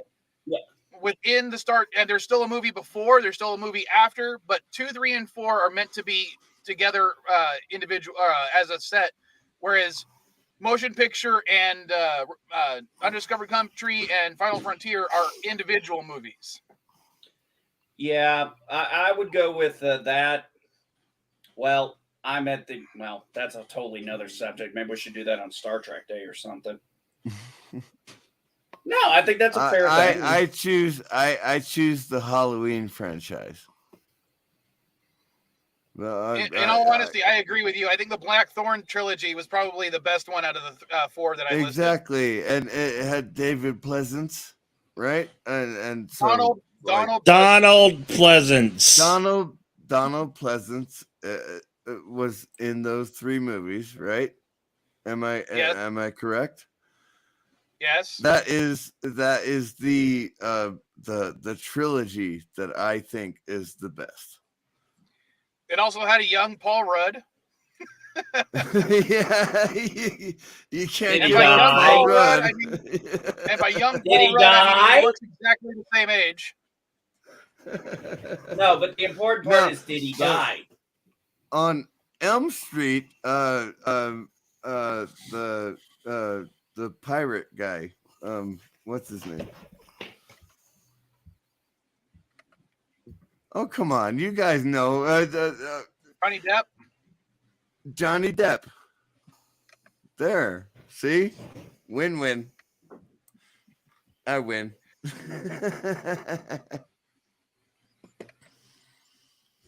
Johnny Depp died so good in that movie. That was Nightmare on Elm Street 2, though. That was Nightmare on Elm Street. The first one. Are you sure? I thought it was the second one. I'm pretty sure it was the first one that he died in. So I have a question for you guys, since those of you who mentioned the Halloween movies 4, 5, and 6. Is it actually basically a complete trilogy or what? Because I'm going to be completely honest with you guys. I probably only seen 4 and 5, and I don't think I ever saw Curse of Michael Myers. So yeah, Michael Myers, when it comes to the big 3, he's kind of the least on that list as far as me seeing all the movies. Okay, so 1 and 2 were. No, I didn't say 1 and 2. I'm talking about 4, 5, and 6, and I want to hear from the horror. I know. I'm getting there. All right. Hold on, Mr. C, I want to say real quick, Mr. CZDV is correct. Johnny Depp was in the first one, not the second one. I was wrong. Yes, he was in the first one. Thank He you. died during the waterbed scene, which is actually pretty gruesome.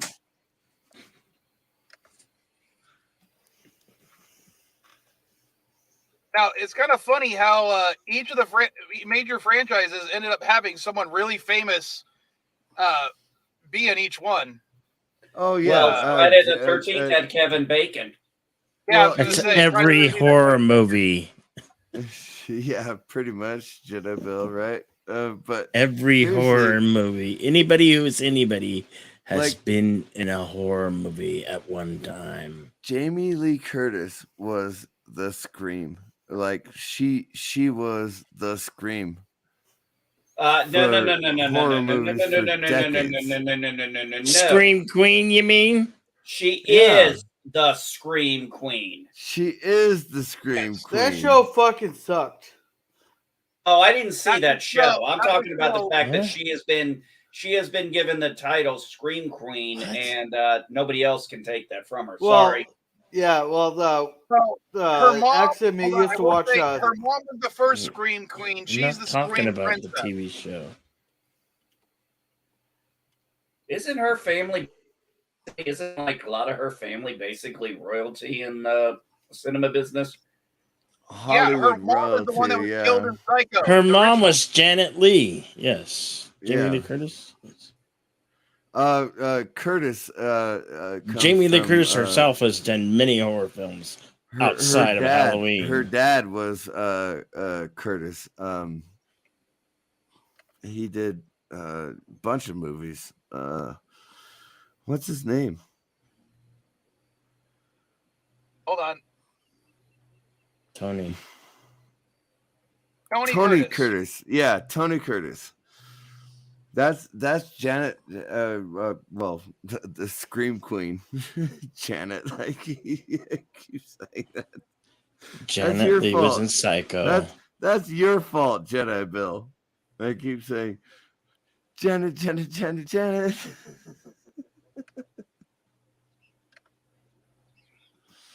So, a Janet- question for you, Mike. What's the appeal of that Halloween trilogy you like so much? I'm very curious. I don't know much about it at all. Because it's basically the fall of Dr. Loomis. Jamie Lee Curtis was not in those movies. No, she wasn't. That's It why I was said it was the Donald- fall of it Dr. was Loomis. you could call it the Donald Pleasance trilogy. Well, the reason it's colloquially called the Circle of the Black Thorn trilogy is because it introduces the Circle of Black Thorn, which is what Oh, basically yeah. introduces When the they went supernatural into the- element into the Michael Myers stuff, saying that he was actually Engineered controlled by to the be supernatural evil. thing the entire time. the devil worship kind of thing that they But- yeah. Throughout those 3 movies, Donald Pleasance goes from trying to kill Michael Myers to basically being his de facto protector at the end. That's why I like it, is because it reverses his entire arc from the first 3 movies to the second 3 movies. He was only in the 2 movies, though. He was in all 6. Well, except for Season of the Witch. For those who are interested in Halloween 2018, you see the 3 masks from Halloween 3, Season of the Witch. The pumpkin mask, the witch mask, and the skull mask. It's in there, Halloween 2018, for a brief moment. You see it. I'll have to rewatch it. Kind of a Easter egg.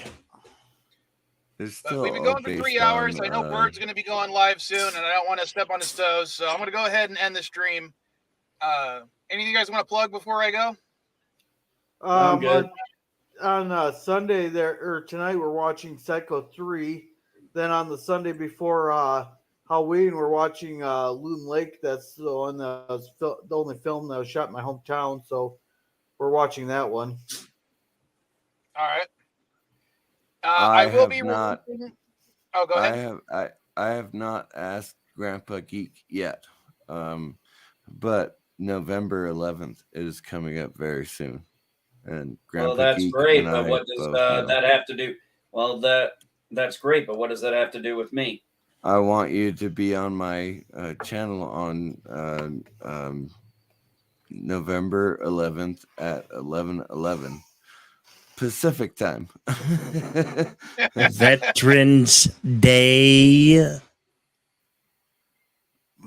I'm sorry, Jedi Bill. What was that? It's Veterans Day. It's Veterans Day. Yeah. I'm sorry, guys. I haven't kept up with holidays in a while. Oh, well, there's a reason why I always give why I always kind of forget about Veterans Day, because you said November 11th, and September 11th versus November 11th. November 11th is. Oh, I thought you said November 11th for some reason. November 11th is Veterans Day, and that's for you and me. Oh, yeah, okay. You got to remember November 10th is also my birthday. Well, is it really? No, not exactly. Well, technically, yes, because that's the Marine Corps birthday. November 10th, 1775. Oh, got it. Okay. Yeah. That's why Veterans Day always throws me off, because Veterans Day observed, sometimes falls close to it. It always falls close to it, but the Marine Corps birthday is November 10th. So that's the day I always remember. I get your point. Right. Yeah, we whatever. Whatever. Yeah, we'll talk offline about that, CCTV. Yeah, we can definitely talk about that. Hit me up on Twitter, because I do want. I'm gonna get several veterans on the stream on November 11th, regardless of whether you're a Marine or not. Not particular, no. All right, I do have one other question for Jedi Bill, because he's actually here. Because you donated during the new computer fund live stream, I owe you a single board Jeopardy game. I need to know what topic you want to do. Stargate SG-1. Stargate SG-1. I think Bill wants Twilight. Bill definitely wants Twilight. No.